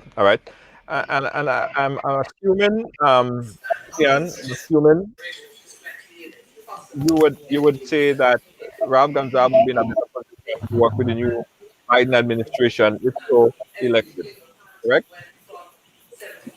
What I would tell you is that Ralph Gonzalez, as an experienced politician, as someone who's been there for a while, who understands what foreign policy is, whose government has not only crafted but executed a very progressive foreign policy, shows. I'm not going to guess what Dr. Friday may or may not do. I can't hope that he will. What I can tell you is what I know and what exists currently. And also he has the contacts. He knows the individuals. They've been dealing with him. I tell you something. One of the things that Dr. Gonzalez brings to the table is strength in leadership and an understanding of the issues at stake. I think he displays that much better than anybody else in our local context. And so, because of that experience, because of his knowledge base,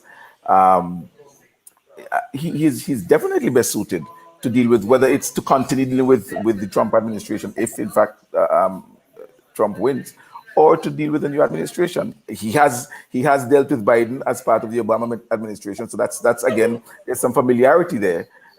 So that you can see how that would add value to this relationship if Biden in fact does become president. Yeah. You're on the ground right now, and we're looking at polls as it comes in. Sian, what could you tell us? Because we were not hearing. We see that there's 0 seats allocated for either one of the parties. What are you hearing? How does it look on the ground right now? Well, elections are one day, but the ULP went into this election confident that the 8 electoral seats that we have, that we had done enough to keep those electoral seats, and that we had also done enough to institute a minimal swing that could cause us to pick up additional seats.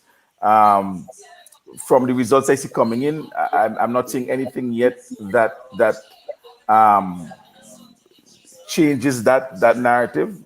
Those seats that we have, based on the results that are coming in, they're holding steady. And what's his name? Cadres. What's his name?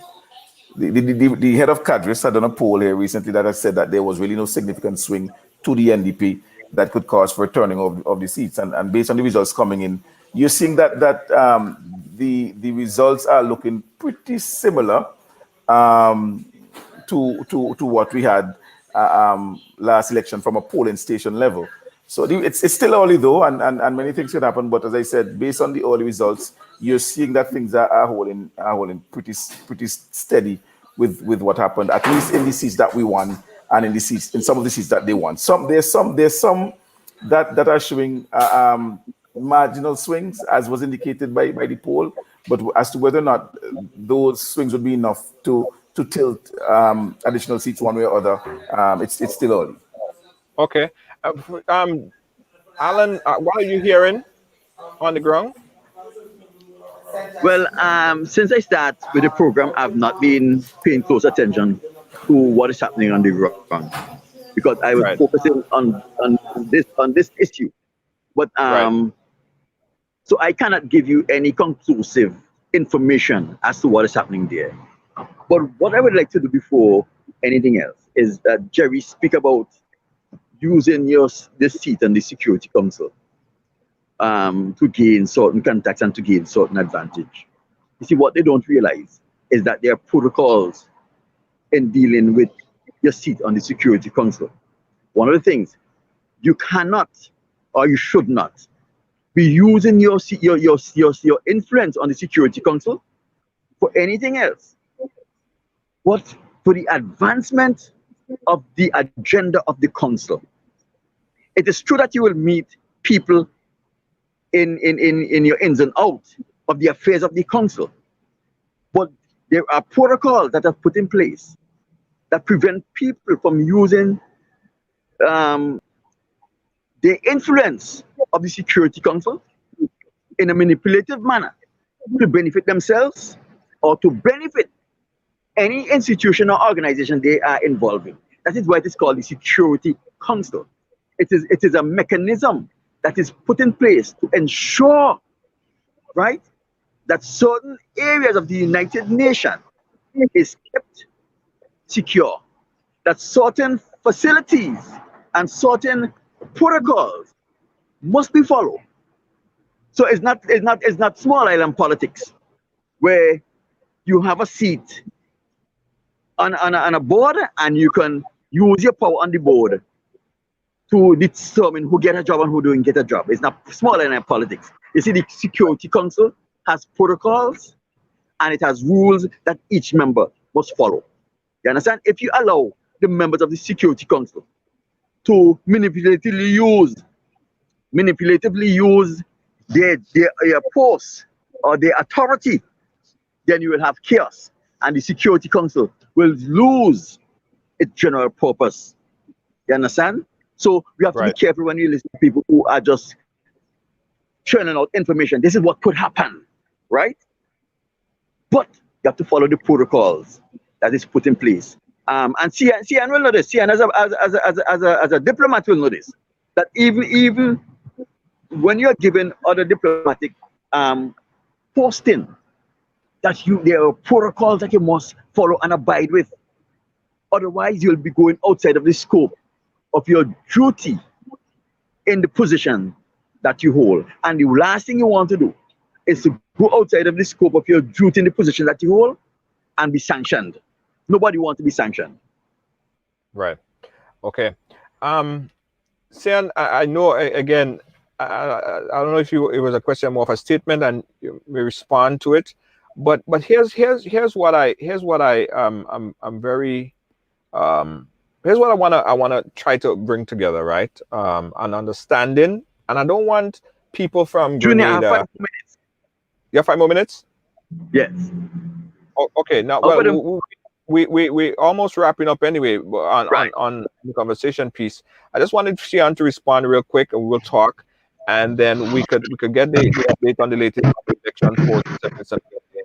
Sian, anything else you wanted to say to in response?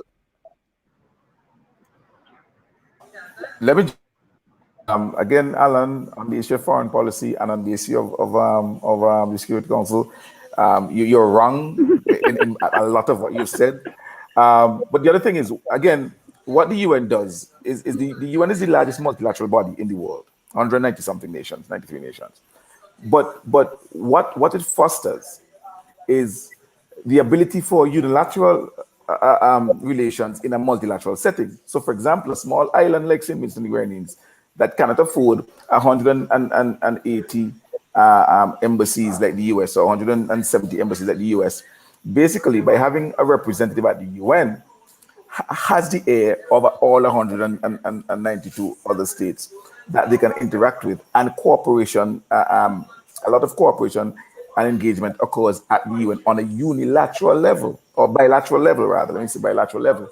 So that if look, and Jerry was making that point just last week.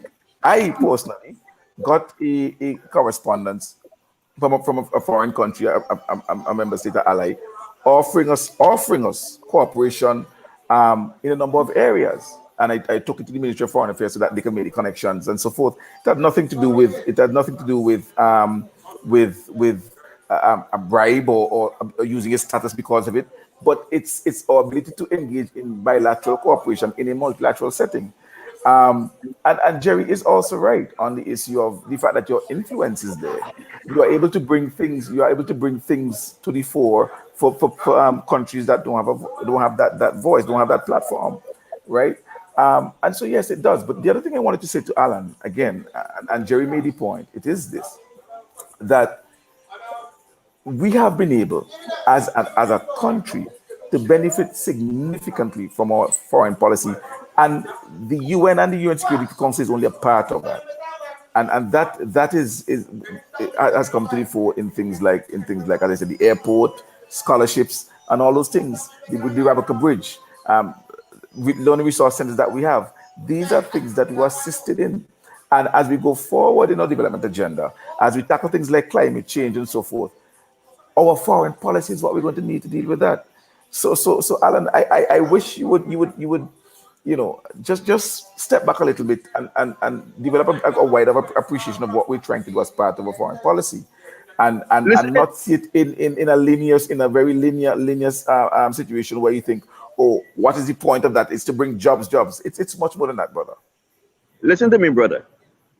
I understand what foreign policy is, and a small island economy like St. Vincent and the Grenadines You say that cannot but you function. don't display that. Wait. Cannot function without an effective foreign policy, because we don't have the kind of resources that other countries have that is needed for the development of our small country. So foreign policy is it have to be high on any government agenda. But what I am saying is that you have to tailor your foreign policy to ensure that it benefits the people. It is not just about will and you speak about bilateral and unilateral and multilateral communication, right? There are places in the United Nations to facilitate these things. You understand? The United Nations Security Council is a council that is there to facilitate the security communication of the United Nations and the members of the United Nations.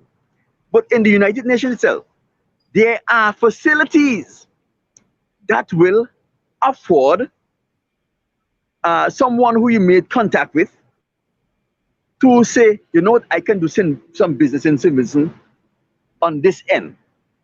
I can do some business in St. Vincent on this end. And we can put those things in place and make contacts. But when you talk about the United Nations Security Council, there are a set of protocols. And I am not, listen to me. Why do you think the Republic of China and all of these other multinational, those other rich first world countries are given the opportunity to help countries like St. Vincent and the Grenadines? Is because we have a foreign policy and they have a foreign policy. You understand? So I am not discounting any government foreign policy. A foreign policy is key and critical to the development of any developing country, right? But all I say is that when you are tailoring your foreign policy, because we have very little resources and very little resources to expend on things that are not going to give us a ready return. Because with 47% unemployment in St. Vincent and Grenadines, that means 47% of the people who are of productive age and are able to contribute is not being employed. Why? Because the government is not focusing on a foreign policy that would bring investment into St. Vincent, that are not taking up a lot of land, but producing a lot of jobs. You understand? Right. And these are some of the things that they have to consider. Foreign policy must benefit the people at all stages. Right. My brother. Point taken.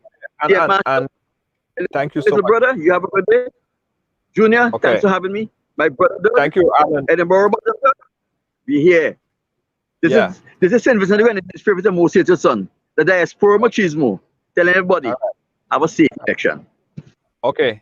Thank you so much, Alan Palmer. Giving us some insight there. And thank you, Doug. And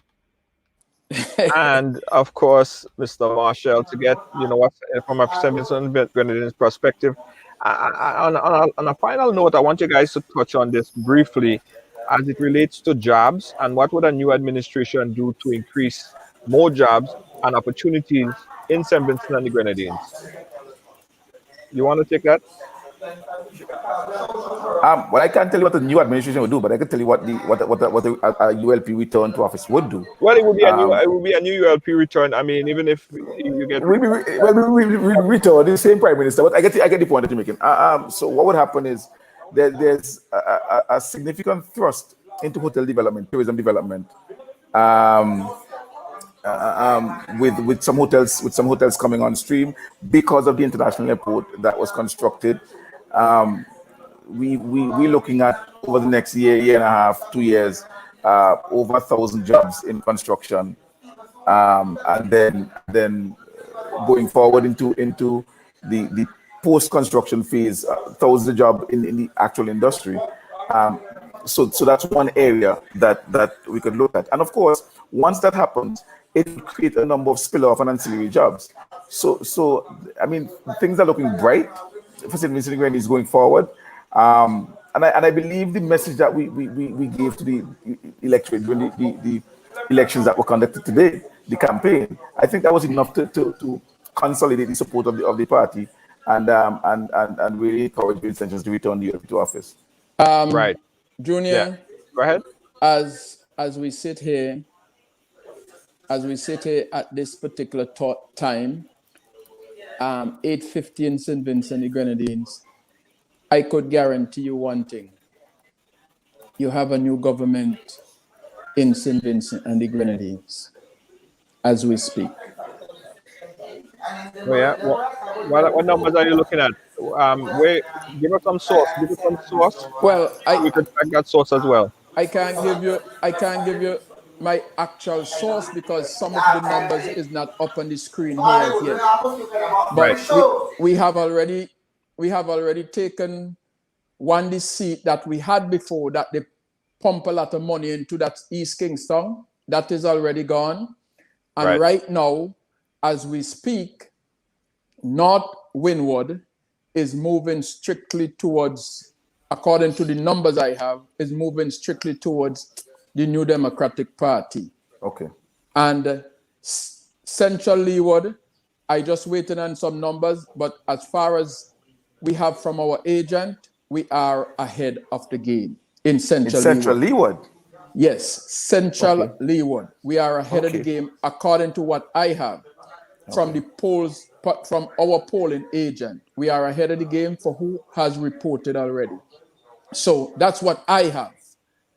And it looked like a new government in St. Vincent and the Grenadines. I can't see it no other how.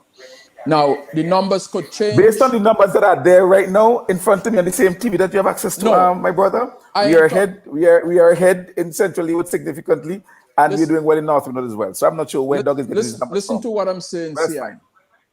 According to the agents for the New Democratic Party, who numbers have reported in Central Leeward, we are ahead in the polls. That's foolishness. Well, Doug and I both know that's not true. Well, but the official results will soon be announced. It will be official result. But I could tell you one thing. There's a new government in St. Vincent and the Grenadines. Okay. Before midnight. Okay. Junior, thanks for having me. And thank you. Sorry I didn't get in much more, but what I want to say, I am for the development of St. Vincent and the Grenadines. I don't care who do it. Right. And right now, and Cian Marshall, my good friend, knows I am for the development of St. Vincent and the Grenadines. First and foremost, I deal with party second. Right now, they use my voice on their radio station. They've been beating my voice up all over the social media because of my critique of the New Democratic Party. I don't care which party it is. If I think you're doing something wrong, I am criticizing you. And I have criticized the New Democratic Party, which I'm proud to support. And I criticize the Ralph Gonsalves. I give them kudos when they do good. And when they do bad, I beat them up. And that because I am for the people of St. Vincent and the Grenadines, first and foremost. If I wasn't, I would never be here on this program or anywhere else. I have better things to do and more things to do with my time and my money. Right. Okay. Thank you so much, Doug. And it was a good fishing expedition we did the last week. We should do it again. I be fishing last night on the boat. I catch 5 sharks. I got them back there to clean. We have to do it again, Doug. We have to do it again. All right. Thank you.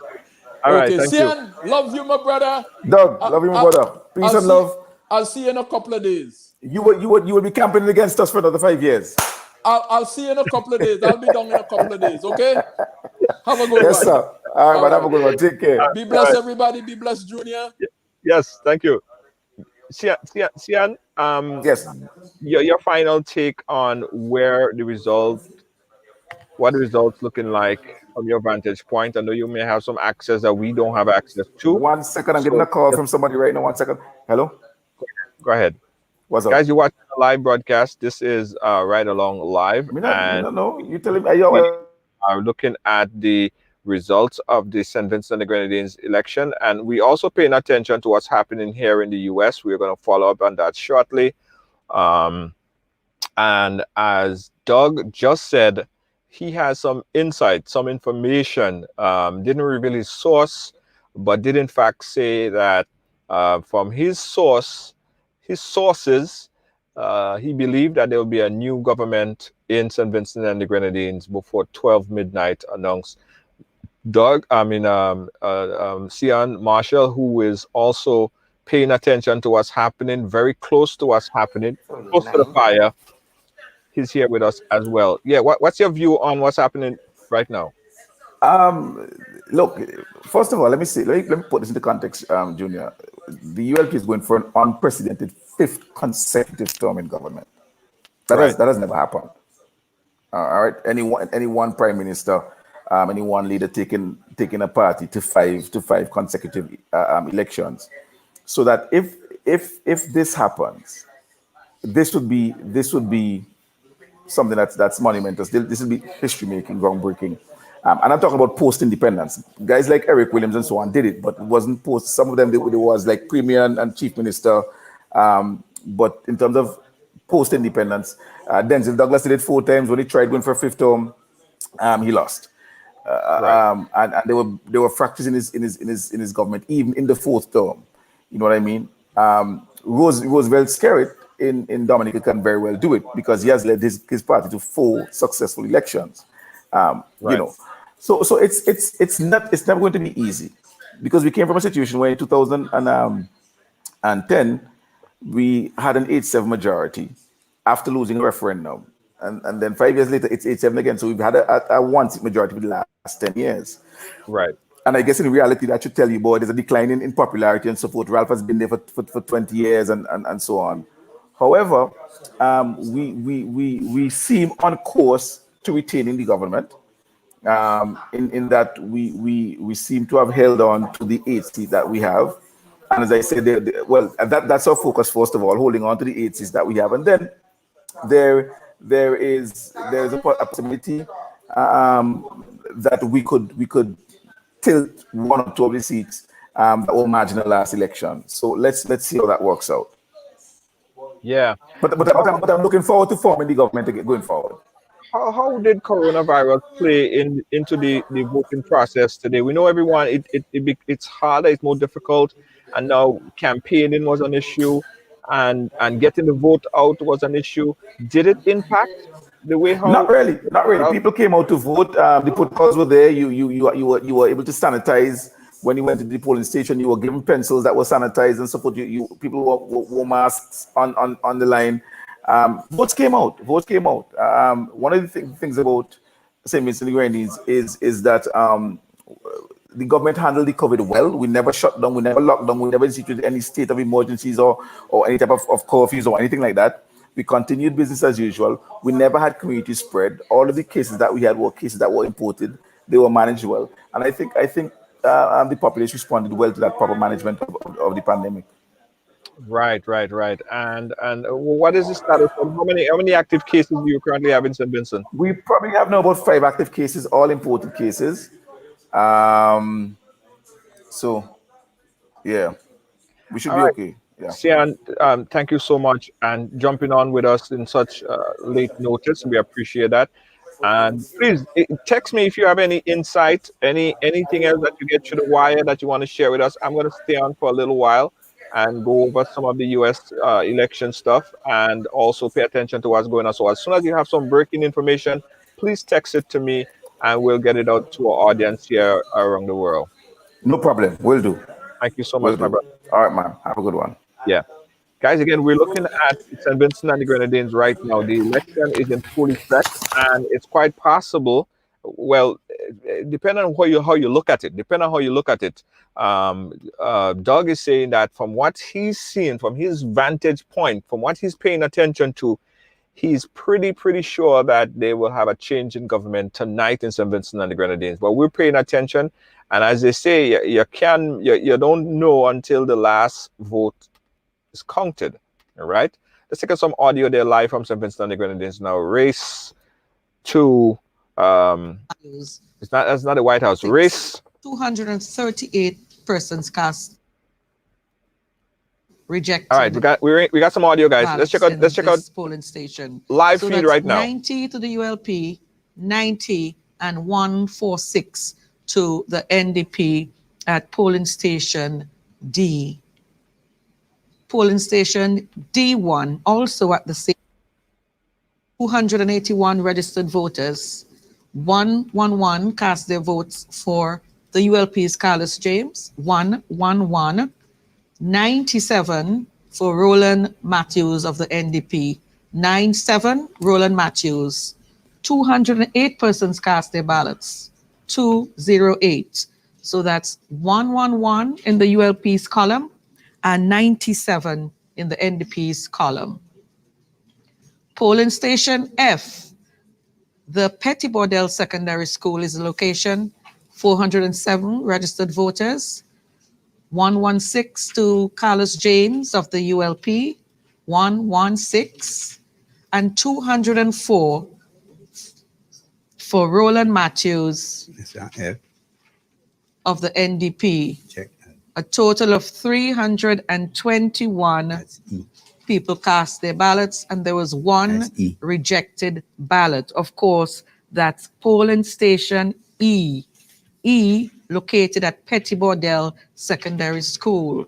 407 registered voters, 116 voted for the ULP, 116 for Carlos James, 200 and... All right, just for context purposes, the NDP is yellow, that's the opposition party, and the ULP is the party currently in power, which is headed by Ralph Gonsalves. So the NDP is the opposition party, its color yellow, and the ULP, United Labour Party, is in red, all right, headed by Ralph Gonsalves, for context purposes. Persons cast their votes, and there were 3 rejected ballots.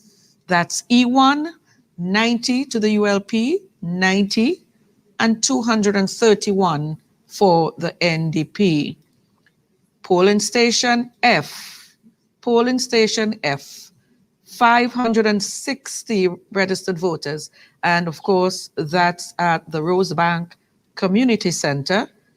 289 cast their votes for Carlos James, 289, 146 for Roland Matthews of the NDP, 146, 436 persons actually cast their ballots, and there was 1 rejected ballot. So that's F in North Leeward, 289, ULP Carlos James, 289, and 146 for Roland Patel Matthews.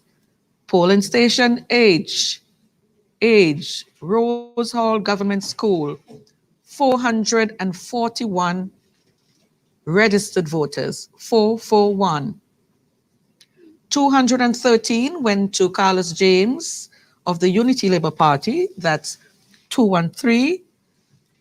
96 to Roland Matthews of the New Democratic Party.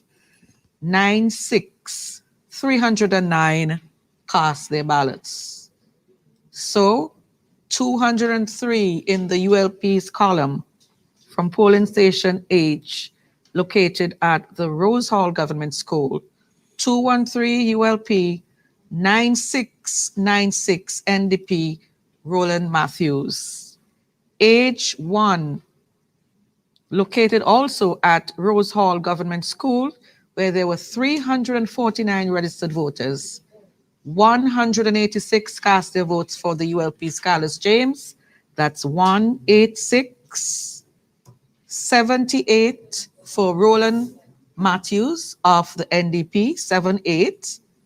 Total of 264 persons cast their votes. So that's Rose Hall Government School, H1. 186 to the ULP's Carlos James, 186, and 78 Roland Matthews, NDP. A lot of results coming So in lots there. of results, One time and that happens all the time. Yes, you still got another one. Okay, more results from I, located at Westwood Methodist School in Coles Hill.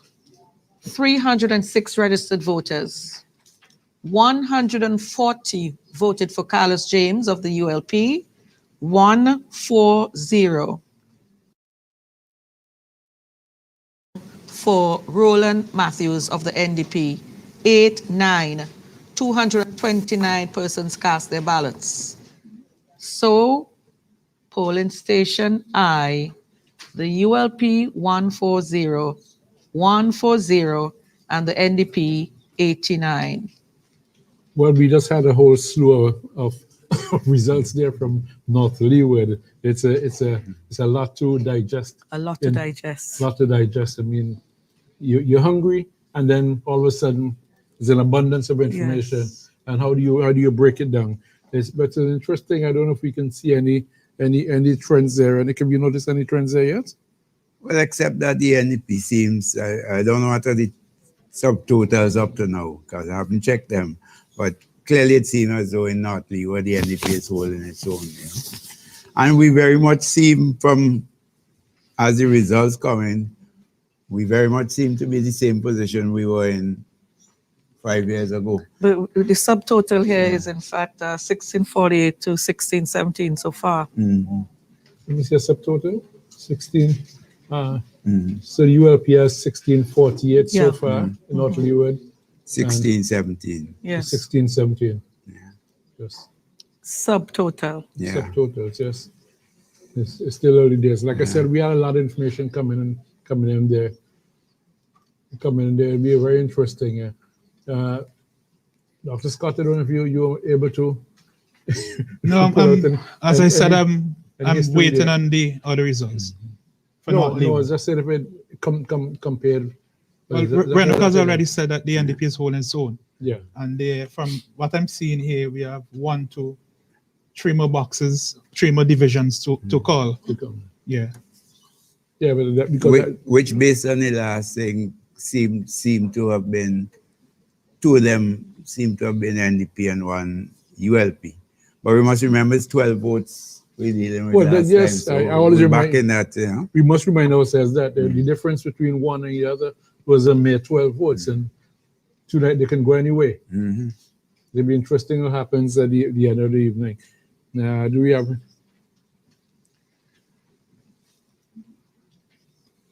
Peter, you want to come in after this? After these results that are coming in from West Kingstown polling station B at the Public Health Building in Rose Place. 380 registered voters, 3-0. 92 to the ULP's Debbie Charles, 9-2. 148 to Daniel Cummins of the NDP, 242 votes cast, and 2 rejects. So that's 92 for the ULP, 9-2 in polling station B, West Kingstown, and 148 to the NDP's Daniel Cummins. And I actually think that that's a result we got before. Peter, you wanted to come in and say something? Peter. Already being made about the North Leeward. I mean, North Leeward it was marginal before and it's still marginal now. So I was just making the point that you made that, you know, we're only talking about 12 votes. So at this stage, we're really going to be counting down to the wire. And essentially, as it looks, I think I have an error in terms of my tabulation, but ultimately, it's almost 50-50 in terms of support. So we really need to get those last 3 boxes to determine. Yes. My sense is that if this seat is won, it essentially says that the Unity Labour Party is holding their own. If it is lost, it basically means it's going to be difficult if the NDP cannot defend this seat for them to be able to defend the entire government overall. So this is very much a bellwether, in my opinion, because the inability to defend it would mean that the NDP is having some challenges. Very, very, very interesting. And yeah, I'm keen on this one. I mean, a lot of the others that we were talking about, you know, we were talking about West Kingston or West St. George and whatnot. I mean, I think it's going to happen there. But I'm certainly keen on North Leeward, keen on South Leeward, and also keen on East Kingston, which I'm hearing rumors about as well. We won't go by the rumors right now. No problem. But I think we got some more results, yeah? Yeah, I think from Western George, polling station B, located at the Gomez Methodist Church, where there are 500 registered voters, 500 registered voters, 122 votes to Curtis King of the ULP, 122, 227, 227 to K. Bacchus Batiste of the NDP, 227. 350 votes were cast, and there was one rejected ballot. So that's polling station B, located at the Gomi Methodist Church, ULP 122 and NDP 227. I think we may have had this other one before. B1, did we get that result before? Yes, I think we did. Belair Secondary School, polling station D1, 471 registered voters. 146 of them voted for Curtis King of the ULP, 146, and 154 for K. Bacchus Batiste of the NDP, 154, 154. There were 301 ballots cast with one reject. So that's polling station D1, 146 ULP column, 146, and 154 in the NDP's column, 154. More results, and I think it's the first we are hearing from North Central Windward, which is the Prime Minister's constituency. No, is it? Yes, it is. Polling station C, Georgetown School for Children with Special Needs is the location. 370 registered voters. 152 voted for Dr. Ralph E. Gonzalez, leader of the ULP, 152.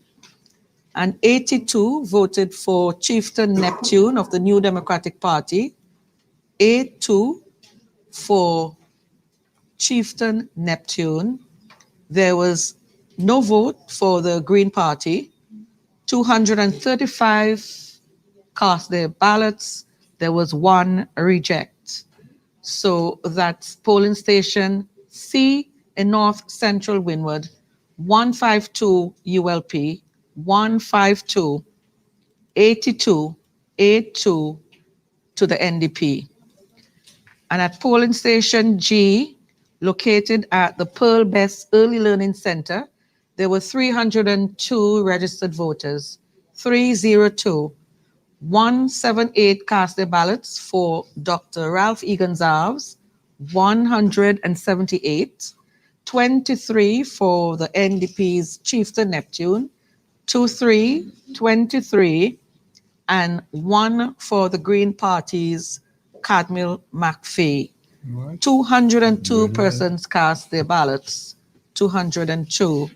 So polling station G, 178, the ULP, 178, 23 NDP column, and 1 Green Party column. More results still in North Central Windward, and we have polling station G1 located at the Park Hill Community Center, where there are 291 registered voters. 172 voted for Dr. Ralph E. Gonzalez, 172. 20 for the NDP's Chieftain Neptune, 20. None for the Green Party. 193 cast their ballots, and there was one reject. So that's G1, ULP 172, 172, NDP 2,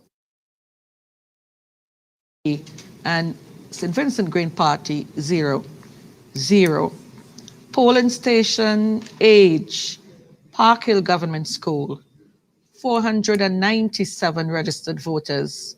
285 voted for Prime Minister Dr. 285. 35 for the New Democratic Party, Chieftain Neptune, 35. Green Party, 0. 331 votes were cast, 8 were rejected. 285 ULP, 35 NDP. Continuing more results. Results, yes, from the Southern Grenadines. Southern Grenadines. Our first time for the Southern Grenadines this evening. First time for the evening. And polling station D, located at the Union Island Learning Resource Center. 500 registered voters, 500. 65 voted for Edwin Snag of the Unity Labour Party, 65 for the ULP, 203 for Terence Oliver, 203 for Terence Oliver of the New Democratic Party, 271 cast their ballots, 3 of which were rejected. So that's 65 ULP, 65, 203 NDP, 203 NDP. D1 located also at the Union Island Resource Center, 468 registered voters, 60 voted for Edwin Snag of the ULP, 194 for Terence Oliver of the NDP, 194. 256 persons cast their ballots. 1 ballot was rejected. So that's ULP 60, NDP 194. Polling station C, the Union Island Clifton Government School. That's the location. Think we gave you those already? No, we didn't. No. 500 registered voters, 500. 149 voted for Edwin Snag, 149. 136 voted for Terence Oliver of the NDP, 136. 289 cast their ballots, 4 of which were rejected. So that's polling station C, 149 to the ULP, 149, and 136 to the NDP. Polling station B, Myro Government School, 223 registered voters, 40 voted for the ULP's Edwin Snag, 40. 118 for the NDP's Terence Oliver, 118. 158 persons cast their ballots. There were no rejects. So that's 40 ULP in Myro, 40 and 118 the NDP. In the Kanawan Administrative Building, there were 391 registered voters. 52 voted for Edwin Snag of the ULP, 52. 189 for Terence Oliver of the NDP, 189. 244 votes were cast, 3 were rejected. So that's 52 ULP, 189 the NDP. And polling station A, also located at the administrative building in Kanawan, 437 registered voters, 53 went to the ULP's Snag, 5353. 404 went to the NDP's Terence Oliver, 404, and 261 cast their ballots, 4 rejected ballots.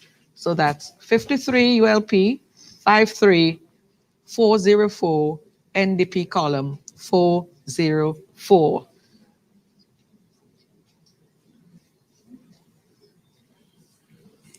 Yeah, that is, So is that the extent of the polling stations in the Southern Grenadines? Yeah, can declare that. we could almost talk about declaration. And you had how many polling stations there? 1, 2, 7? seven polling stations. 7 polling all stations. in, or we just check the final numbers. Apparently. Bigger victory. A1, He seems to be C. winning by increase. There's an error. Okay. So we need to get that. Because there's 4 for the NDP. Yeah. Huh? Yeah. Yeah, those results. Folks watching a live broadcast here on Ride Along of the election coverage in St. Vincent and the Grenadines. And we're going to be following these results and keeping you up to date. Also, what's happening on the U.S. election. So we're looking at both the U.S. election and St. Vincent and the Grenadines. As soon as something breaks on the U.S. election side, we're definitely going to pop in and show you that. As it stands right now, there have been no change. Although they have been projecting that new results from Pennsylvania would be in very soon, no changes have been projected. Is still at 253 to 213 as far as CNN projection. And again, as soon as something breaks, we'll bring it to you live. We go back to the live coverage from St. Vincent and the Grenadines election 2020. Swept that constituency once again. Yes. Just a matter of the exact numbers, which is really no surprise anyway. He beat Dr. Friday to we are the back tape. in East Yes. St. George. Okay, we're back in East St. Back to East St. George. George. Back to East St. George. Polling station H. Yes, H is located at the Fairhall Primary School. There are 474 registered voters. 138 voted for the ULP's Camilo Gonzalez, 138, and 168 for the NDP's Laverne Gibson Velux, 168. The Green Party received 1 vote. There were 310 ballots cast and 3 were rejected. So that's H, polling station H, Fairhall Primary School, 138 ULP, 138, 168, NDP, 168, Green Party, 1. We move now to polling station H2, located also at the Fairhall Primary School. 459 registered voters, 145 voted for Camilo Gonzalez of the ULP, 145, Camilo Gonzalez, ULP. For the NDP, 157 votes go to Laverne Gibson Velux, 157, Green Party, 0. 308 ballots cast with 6 rejects. So that's 145 ULP, 157 NDP.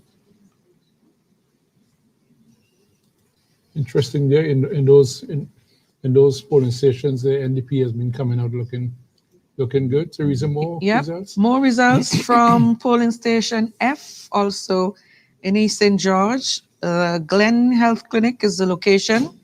393 registered voters. The ULP got 143 of these, 143 to Camilo Gonzalez of the Unity Labour Party, 124 to Laverne Gibson Velux of the New Democratic Party, 124. Green Party, 3 votes. 271 persons cast their ballots, and there was 1 reject. So 143 ULP, 124 NDP, and 3 Green Party. Polling station F1, also located at the Glen Health Clinic, 402 registered voters, 164 to the ULP, 164 to Camilo Gonzalez of the ULP, 128 to the NDP's Laverne Velux, 128, Green Party 0, 294 cast their ballots. There were 2 rejects. So F1, ULP 164, 164, NDP 128, 28.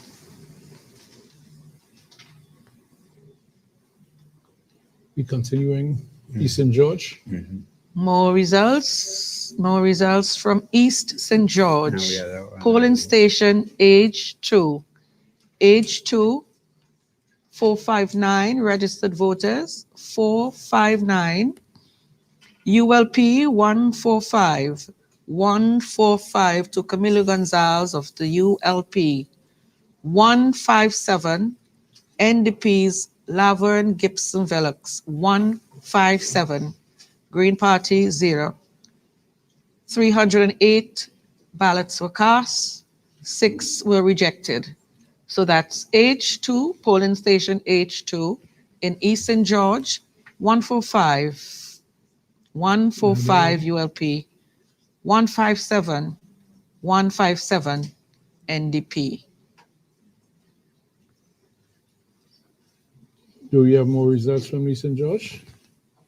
South Central Windward, and I think it's the first set of results for the night from that constituency.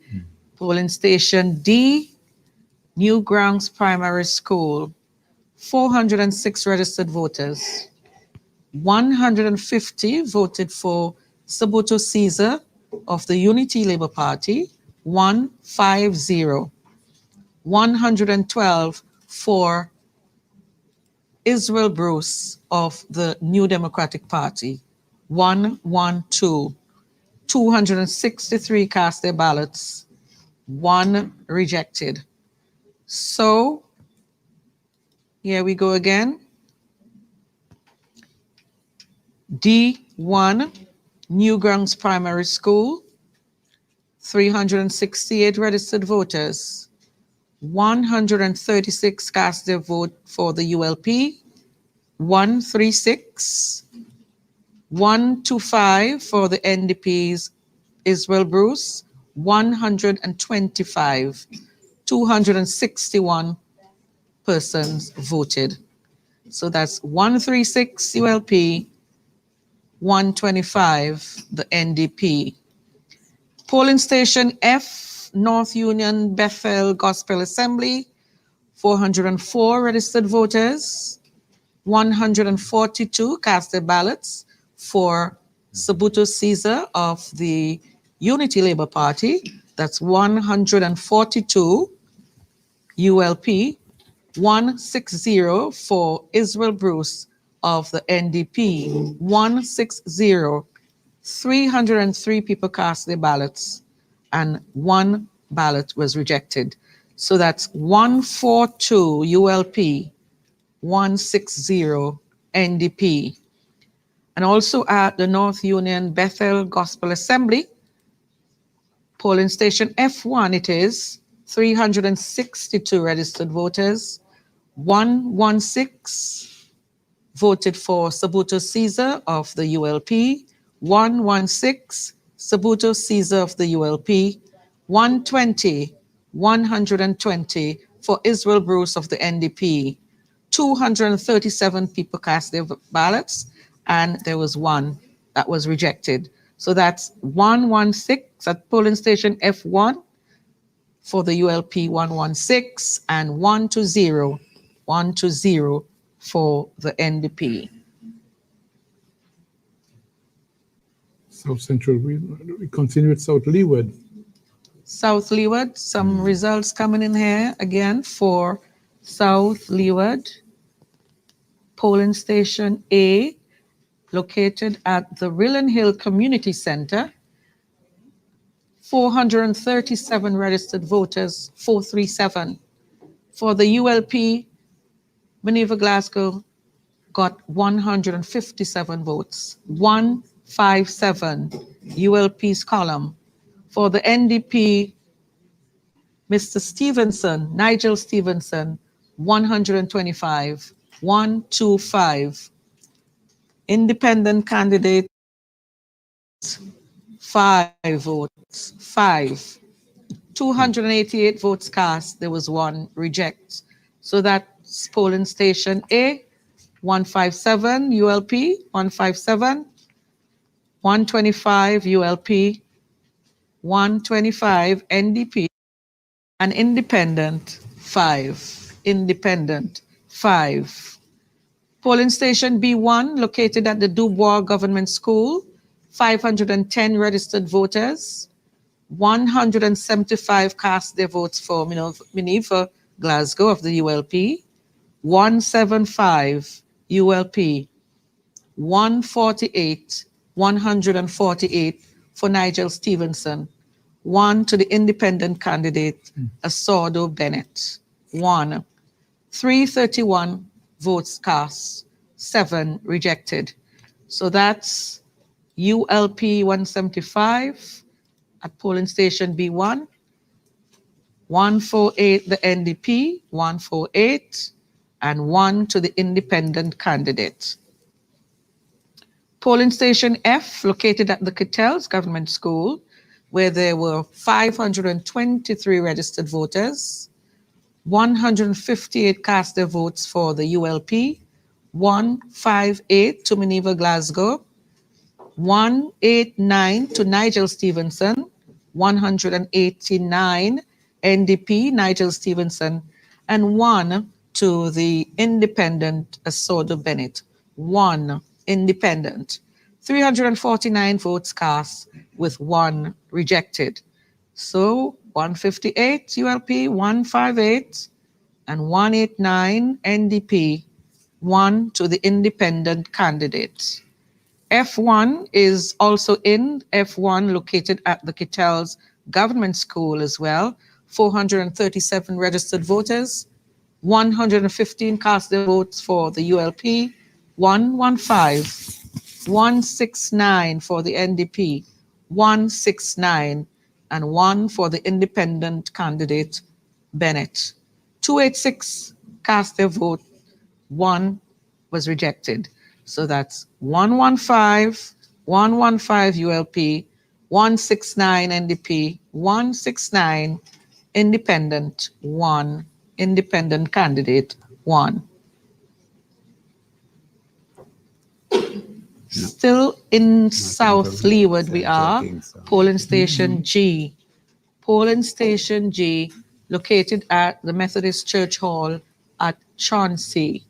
372 registered voters, 372. ULP 157, ULP 157. NDP 94, 94, 94.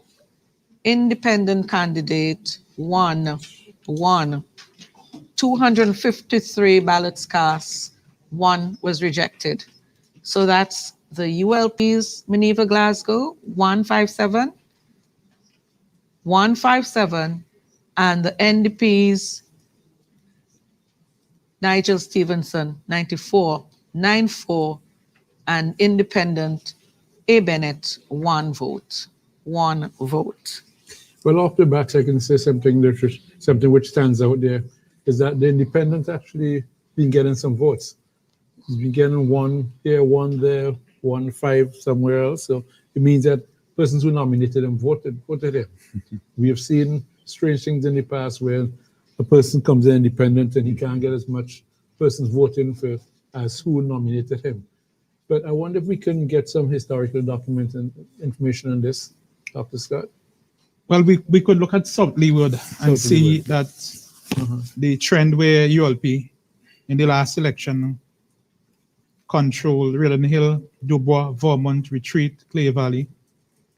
And of those, we see in three boxes that the ULP showing some control there. But what's interesting is Stevenson has increased his conks in the ULP areas. Then when we go now to Kettles, Chauncey, Camden Park, Renwick, of the we see the NDP still showing some control there. Some control. Yes. And anything changed from the last election? Is it the same thing? Well, minor. 2, 3, 4 votes here. Okay. But still, there are a lot more to come in. And that was a close constituency. Yes. So, Yes. but there are lots of more boxes to come in. Of course. Back another results. Box from South Leeward, and in this case, it's the G1 polling station at the Methodist Church Hall, G1, where there are some 369 registered voters. 101 voted for the ULP's Minerva Glasgow, 101, and 145 for Nigel Stevenson of the New Democratic Party. That's 145 for Nigel Stevenson of the NDP. No vote for the independent candidate. 246 persons cast their votes.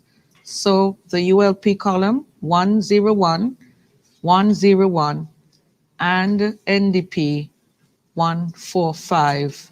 145 at polling station G1 in the South Leeward constituency.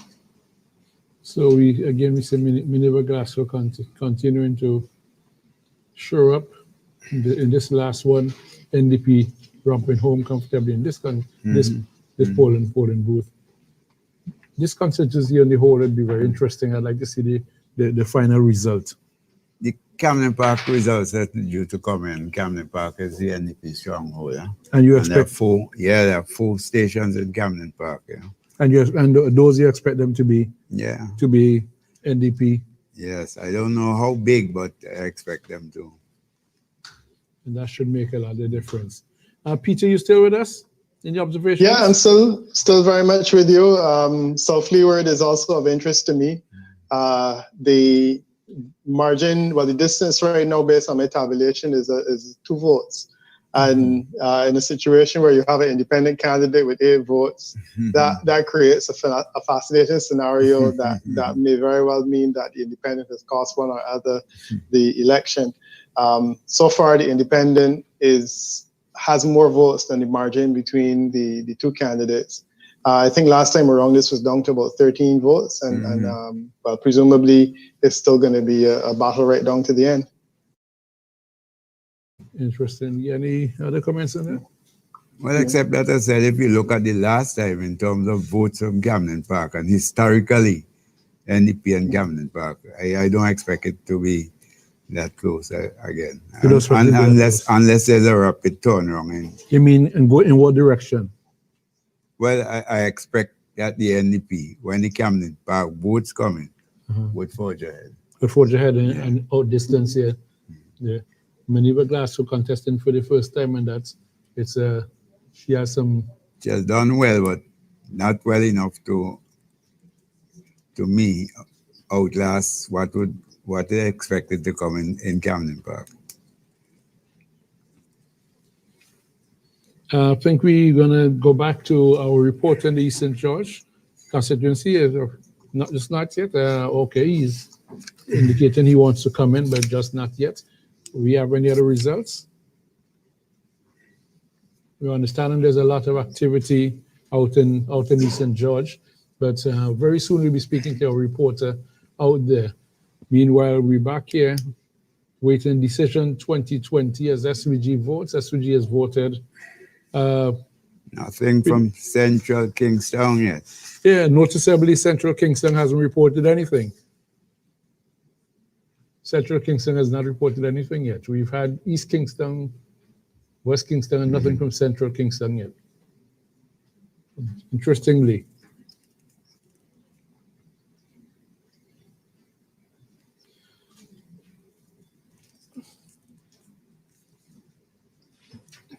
Yes, and we also, one of the things, if we want to go back to a discussion we started early on the fact that we conducting this election in a COVID environment. We had things like, I was surprised this morning that they asked people to wear a mask. I was kind of impressed that so many persons. Oh, we do have something from East St. George. We have somebody online. Do we have Camila Gonzalez online from East St. George?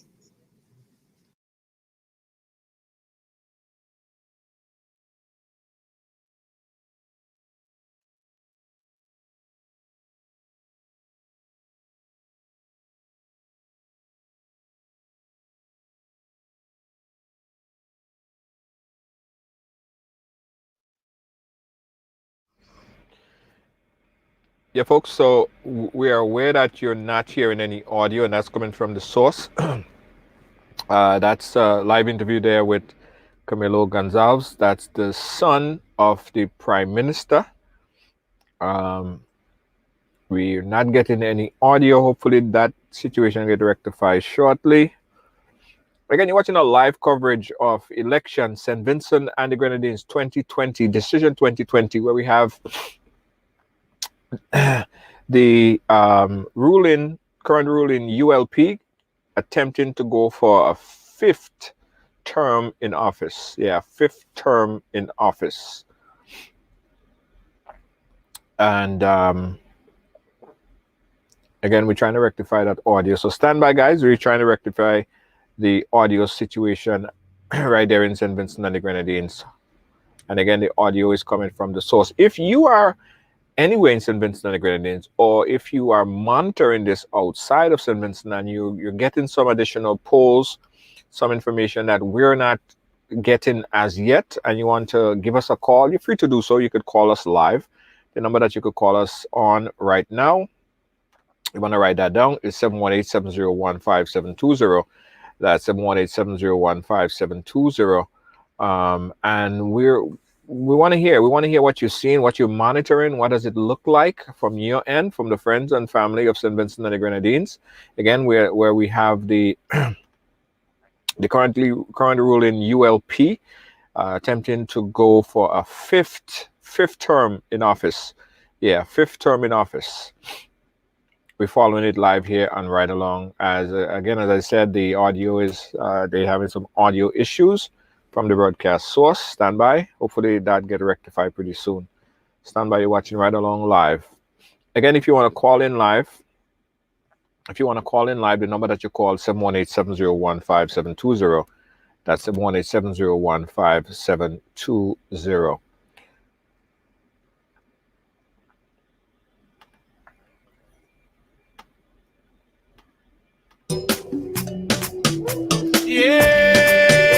From our command center, and read all these fine candidates making declarations ahead of time. We do not yet have official results for that, so we cannot project as the candidate if who somebody has done. We're going to wait on the information here as we continue. And let's take a break and come back with more information just after this. Let's take a commercial break, please.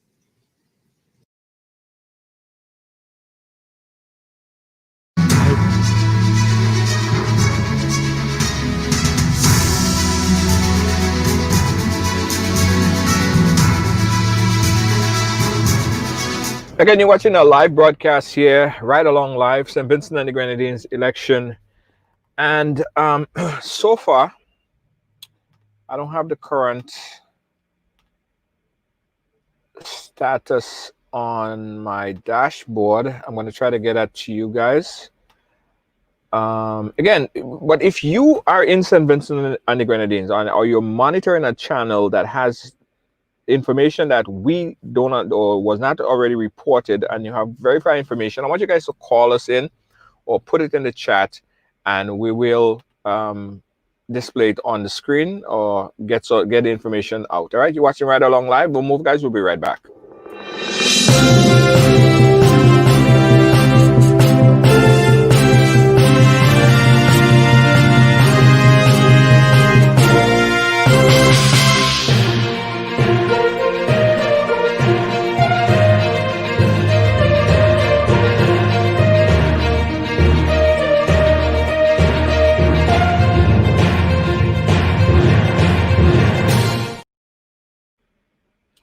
Let's go back to St. Vincent and the Grenadines for live election coverage.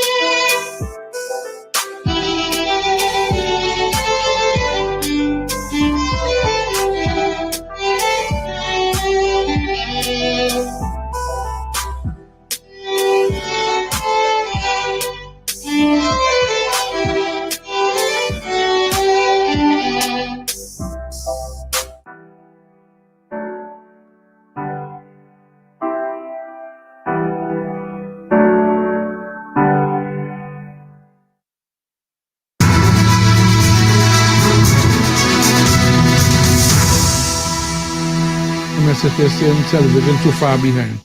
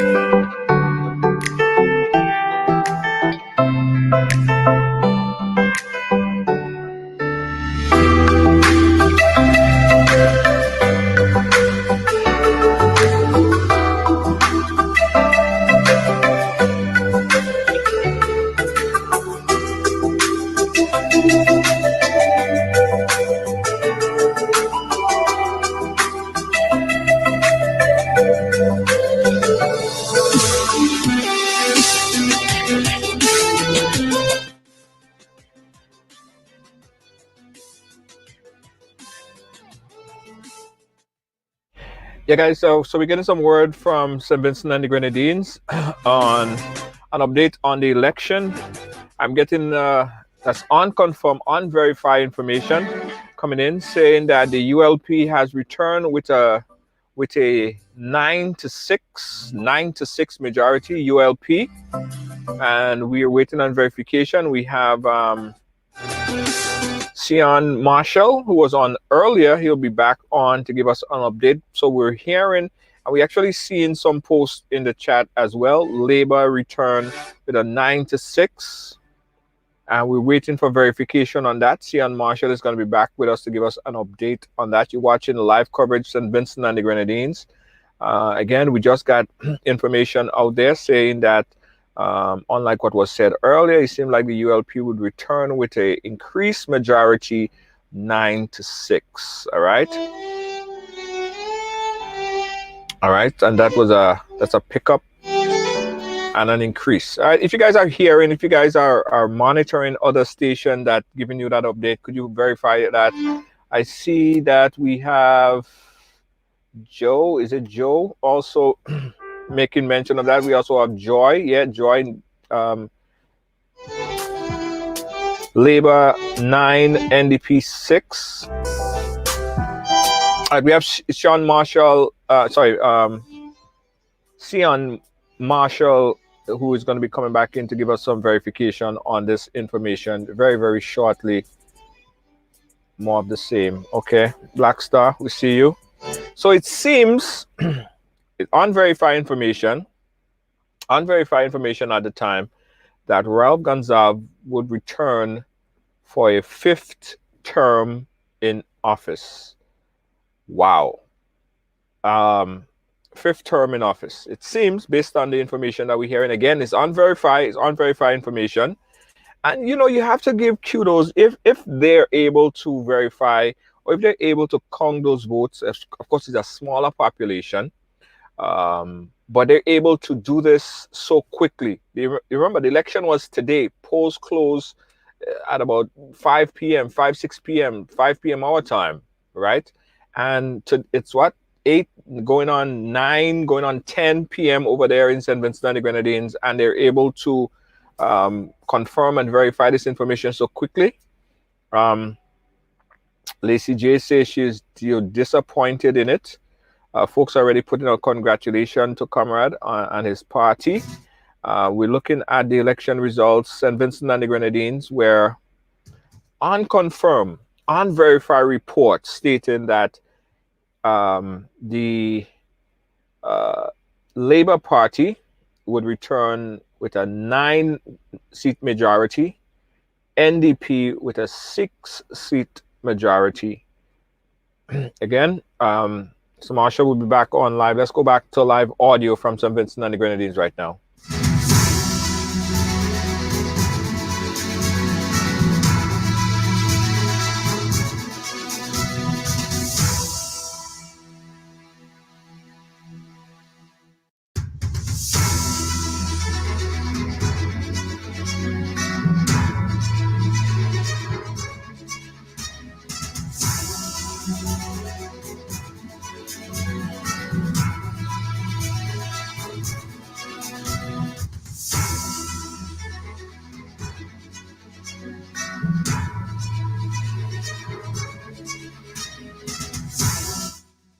Again, guys, if you just joined in, we're doing the coverage of St. Vincent and the Grenadines election. And we're getting word and reports that Labour would return with a 9-6 majority. We just got information from inside, again, stating, unverified. Again, I'll make sure that we say that a couple times. It's unverified. St. Vincent and the Grenadines, that the Unity Labour Party would return with an increased majority, 9-6.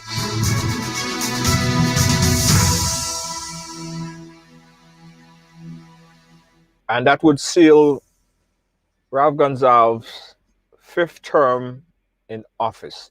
You know, that was a item on the referendum in Grenada, and I want to know what you guys think about this, right?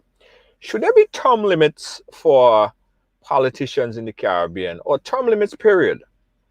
2 parts. Should there be term limits, and should there be a set date for election? Those were the 2 item agendas. Well, it got voted on in Grenada. But what do you think about it? You know, having someone in power for 25 and 30 years, you know, something about that. To me, I mean, if the people keep voting them back, they're obviously doing something right, right?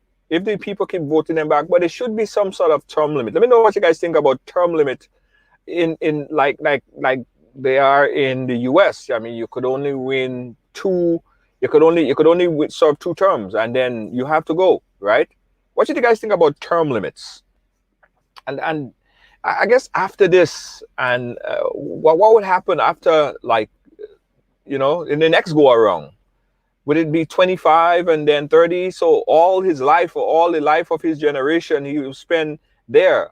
You know, I don't know. I just think that should be as a conversation, probably put back on some kind of referendum. Let the people really vote on that item only. What do you guys think about term limits? Huh? Lacey J? 718. Arthur Langain is saying yes to both questions. Term limits and also a set date. I was speaking to someone and we was having this discussion about term limits, and he was saying, well, the reason why term limits may not be such a great idea for the Caribbean region because of the brain drain type of environment that exists. In essence, what he's saying is that because there's not a lot of people that could take the reign of leadership, right? And that to me is a poor excuse, because that's what the people that do not support term limits, that's what they're saying. Because it's a brain drain, there's not a lot of people, the population is not as big as the United States, but it forces the elder generation to teach the younger generation, to pay more attention into educating the younger population so they will take the reign of leadership, right? If you just construct and say, well, you don't want to have term limits because there is not sufficient people, the elder politicians, they wouldn't pay attention in the education of the younger ones, and that is very, very important. Term limit, I think, should be implemented. Personally, I think it should be implemented, right? But here's the other question that pops up: what if the people like the leadership, and the leader has vision and focus, and it's benefiting the population? Should they just leave, and even if they serve 2 terms, but they still have vigor, they still have fire, should they just vacate, even if they do have the strength to carry on with some more years and some more vision and implement some more policies? It's a topic that I think really needs to be discussed. Lacey just said they get comfortable. Yes, after 10 years. Yeah. And set the focus, like for instance, as I said, I think it would force the Caribbean region to pay more attention to educating younger leaders, to building younger leaders. Because you know, You know, it's like the chicken before the egg scenario, right? It's like the chicken before the egg scenario. You got to teach the younger leaders so they could take the reign. Because really and truly, as it is right now, there is a brain drain of individuals currently, because the younger ones are not being what, when shaped and framed and educated by the older ones. I think we need to take that as a policy item going forward. Let's go back again, guys. We're hearing some new results coming up from St. Vincent and the Grenadines, and we got this text coming in. Says that the ULP has returned with an increased majority of 9. An increased majority of 9. All right, and we're following the results as it comes in. So, Southern Grenadines. All in. I thought we had exhausted Yes, the list, but I think there was some discrepancy in terms of Oh yes, we the had number of discrepancy. voters. So probably it is, in fact, This is the correction. This correction from polling station S, the Kanawan Administrative Building, where there were 437 registered voters. 53 voted for the ULP's Edwin Snag. That's 53 for the ULP's Edwin Snag. And 204 for the NDP's Terence Oliver. 204 Oliver for the NDP. 261 of the 437 registered voters cast their votes, and there were 4 rejected ballots. So that's ULP 53 and NDP 204 at the Kanawan Administrative Building, polling station A. And that was actually a correction from what we had before. We go to Western George. Results also coming in from Western George, polling station D, the Belair Secondary School, which has 403 registered voters, 403. The ULP received 146 of those votes, 146, Curtis King, Western George, and the NDP, Kebacus Batiste, 130, 130. 276 votes were cast. So that's 146 ULP and 130 NDP. Polling station E, Annisvale Public Works Building, 438 voters registered.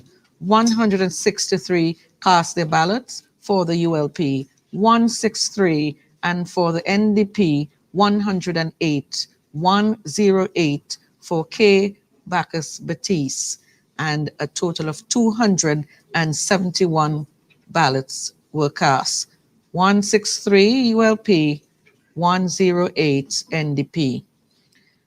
Polling station E2, also at the Annisvale Public Works Building, 472 registered voters, 472, ULP 154. 154 for the ULP's Curtis King, and 143 for K. Bacchus Batiste. 299 of the 472 registered voters cast their ballots. There were 2 rejected ballots.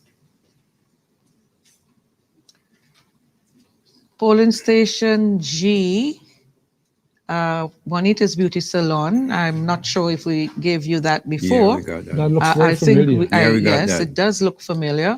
I think what we didn't have was G1, Yeah, we didn't. which is also located at Juanita's Beauty Salon. 340 registered voters, 340. 136 votes went to the ULP's Curtis King, 136, and 98 to the NDP's candidate, K. Bacchus Batiste, 9898. 234 persons cast their vote. H1, Annisvale Braxa Building, 411 registered voters, 411. 143 voted for the ULP's Curtis King, 143, and 127 for the NDP's K. Bacchus Batiste, 127. 272 persons cast their ballots and there were 2 rejected. So 143 ULP, 143 and NDP 127. And at the Annesville Avesco Clubhouse, polling station H2, 379 registered to vote. 108 cast their votes for the ULP. Curtis King, 108. 110 for the NDP's K. Bacchus Batiste, 110. 220 cast their ballots and voted. So, new results coming in from West St. George. North Leeward is next. North Leeward constituency, polling station B, located at the Fitz. 456 registered voters, 456. 124 cast their votes for Carlos James, 124, and 214 for the NDP's Roland Matthews, 214. 338 people cast their votes in that polling station. So ULP 124, NDP 214. Polling station B1, also located at the Fitzhughes Government School, 446 registered voters, 111 cast their vote for Carlos James, 111, 210 for the NDP's Roland Matthews, 210, 322 in total cast their votes, and there was 1 rejected ballot. So 111 ULP, 111, and 210, 210.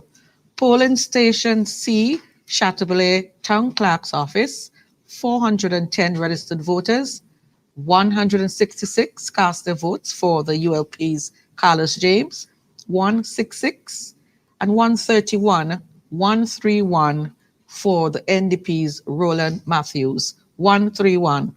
298 cast the votes in total, and there was 1 rejected ballot. And G, did we do, I think we did G? No, we didn't? No. G at the Trumaka Government School, 500 registered voters. 238 cast their votes for the ULP's Carlos James, 238, 238, and 108 for Roland Matthews of the NDP, 108, 108. A total of 348 votes cast, 348, and 2 were rejected. So 238, polling station G, 108 NDP from a total of 348 votes cast. And thank you, Teresa. You're getting the official results here. These are no projections. These are official verified results from the electoral office. And we are getting in some more results from South Windward. South Windward polling station C, located at the Simon Infant School, where there are registered voters. 113 voted for the ULP's Frederick Stevenson, 113, 132, 132 for the NDP's Noel Dixon. 248 cast their ballots, and 3 of those were rejected. So ULP 113, NDP 132 in polling station C, Simon Infant School. Polling station F1, Calder Government School, F1, 434 voters registered, 147 cast their votes for the ULP's Frederick Stevenson, 147, and for the NDP, 128, 128 for Noel Dixon of the NDP. 278 cast their votes in total, and there were 3 rejected ballots.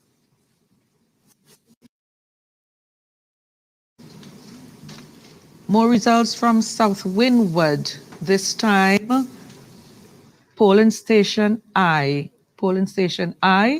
located at the Stubbs Government School, 499 registered voters, 499. 131 cast their votes for the ULP's Frederick Stevenson, 131. 176 for the NDP's Noel Dixon, 176. A total of 311 cast their votes and 4 were rejected. So that's at the Stubbs Government School, polling station I, 131, ULP 131, and NDP 176.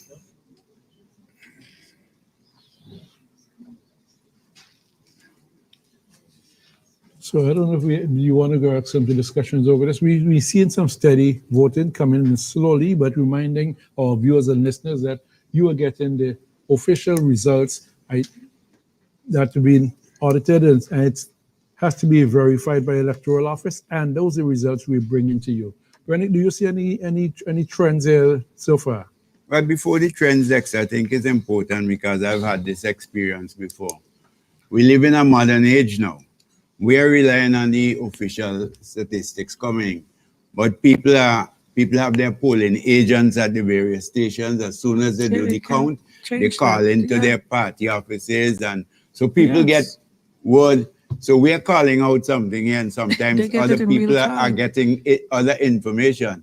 So sometimes it's not clear to them what is happening.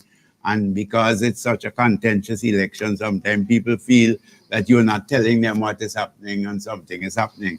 But as you're explaining, we can only deal with what we get from the electoral office. And I think we have to make it very, very, very, very clear. What's happening, I think that we are seeing some real close battles as we have seen in the past. And I think it is difficult, therefore, to be making projections. I think we're going right down to the wire on this. I expect it to be very close once again. Peter, are you with us still? I'm with you, and in the meantime, we have a declared result in North Leeward, and based on the data that you have given, we have a declared result in North Leeward, so that can be the basis of some kind of conversation, I would think, and that's significant because that is a seat conversion, and basically it's the first seat conversion of the night. Presumably, it means that the Unity Labour Party has been able to hold its ground, and they've been able to gain what was the weakest NDP seat. The swing that I'm seeing in that one is essentially a percentage point. It's less than a percentage point. The margin of victory is 13 votes. I suspect that there will be a recount, but nonetheless, it at least says that the Unity Labour Party has been able to hold on to its own regarding the seats that it has, and actually to be able to gain a seat. So that says something, I think, about where we're going in the election.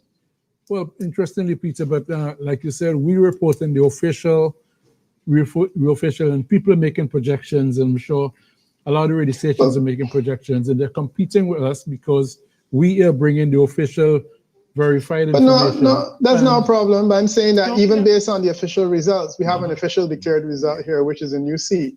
So you're saying that, let's just ignore everything else you're hearing, but we have here evidence, an official evidence of a new seat that the Unity Labour Party was able to gain.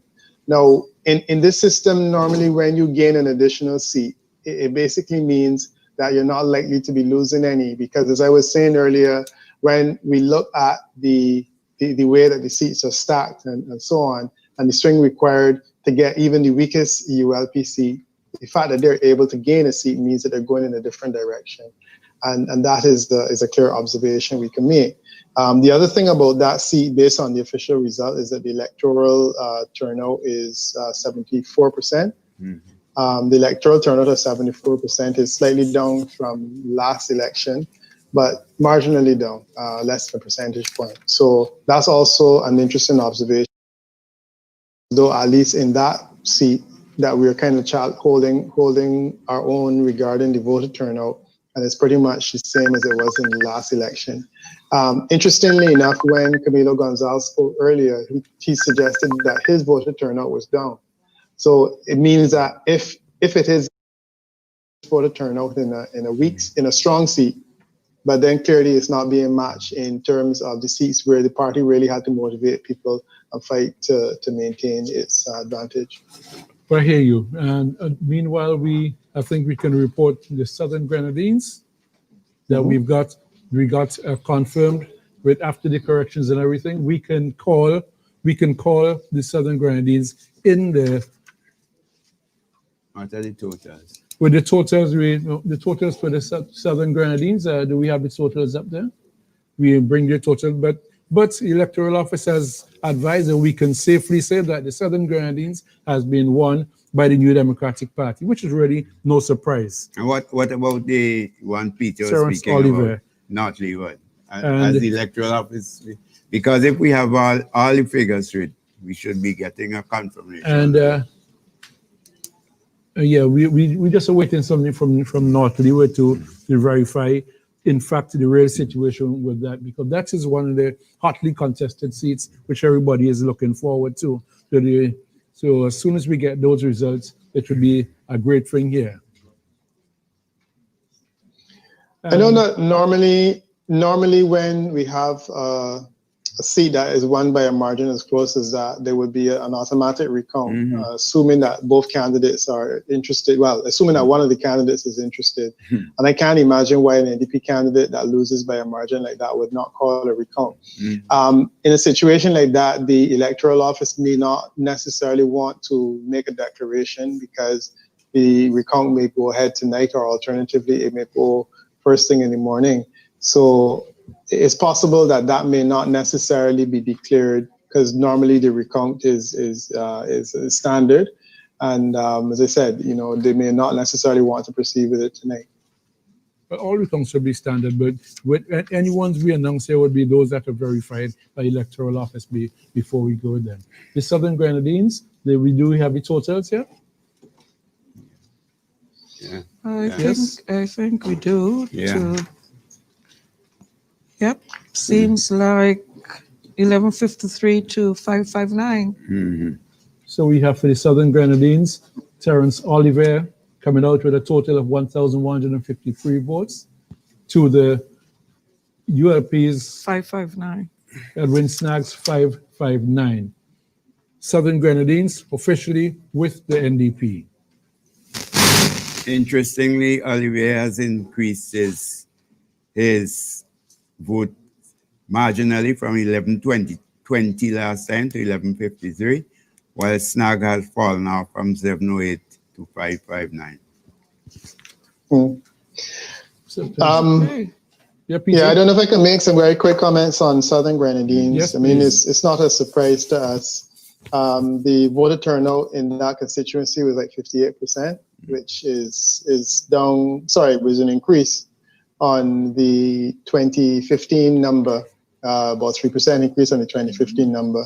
But I still find that 58% is kind of low in the Southern Grenadines. Yeah. But that's what it's saying. The increase in support, as Renate was saying, is there are more votes, so it's a 6% increase on the previous election. And I think that's, under the circumstances, it seems quite reasonable. Clearly, as I said, the swings are small in this election, and if the opposition is able to gain an increase in a seat that is strong, especially on a low voter turnout, it certainly says something on their regard.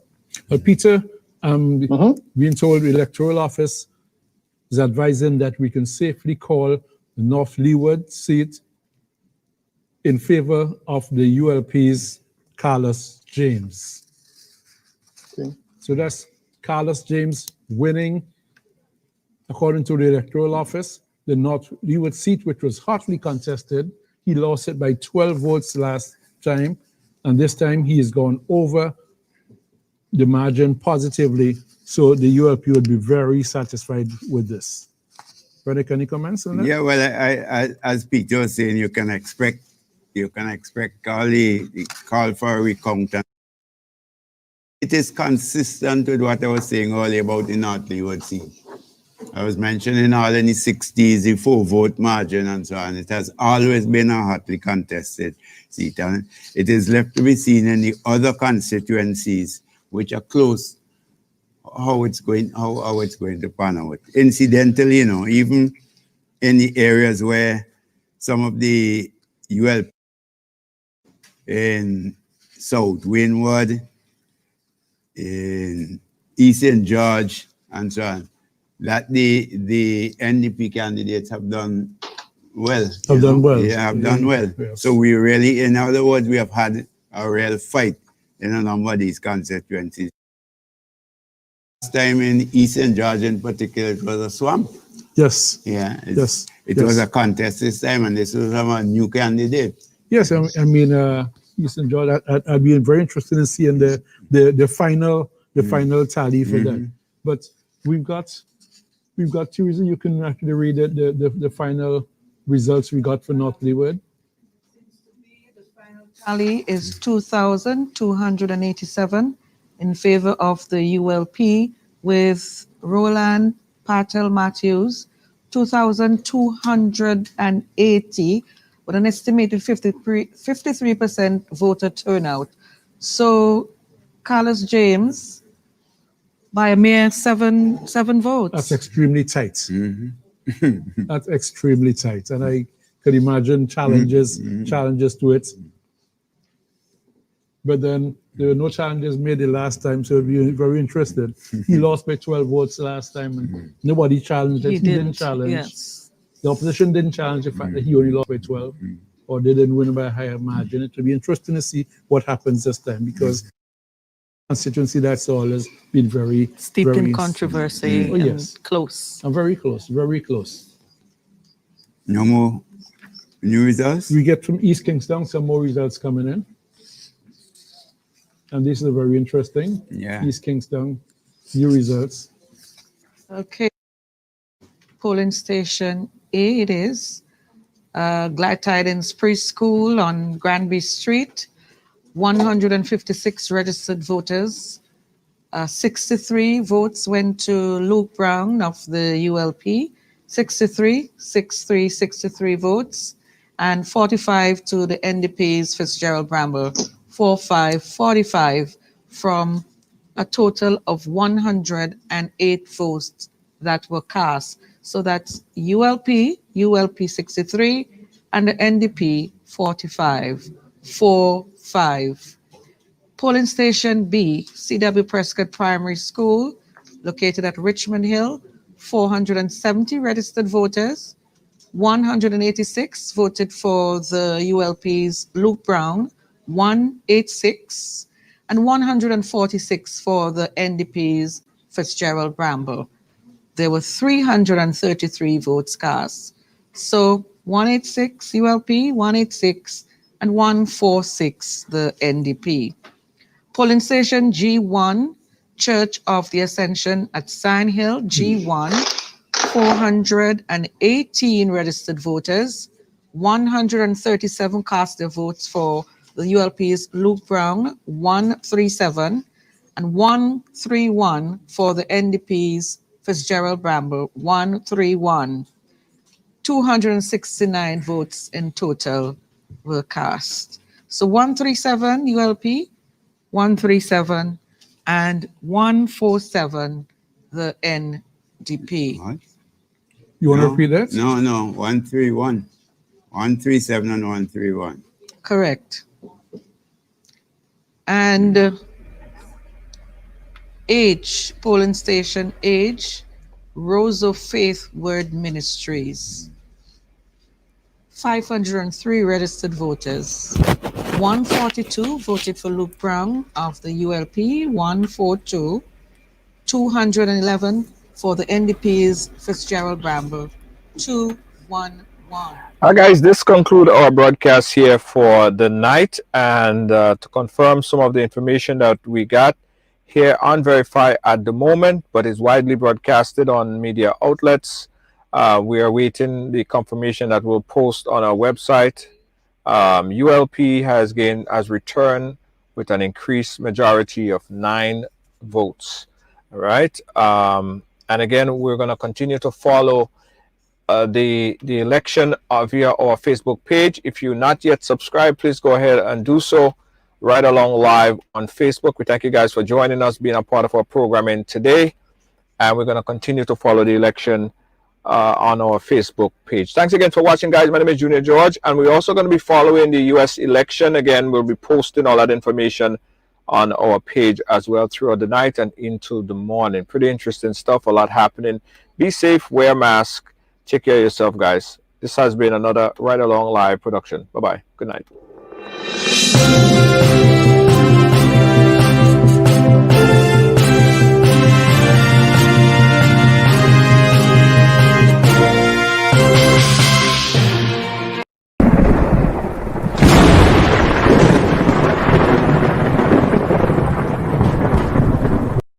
And one is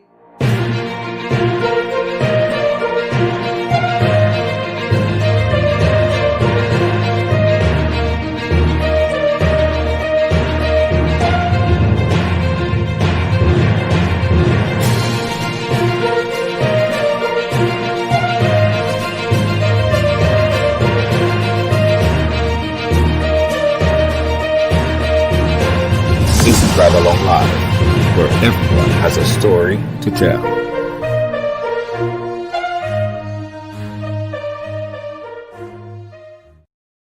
148 200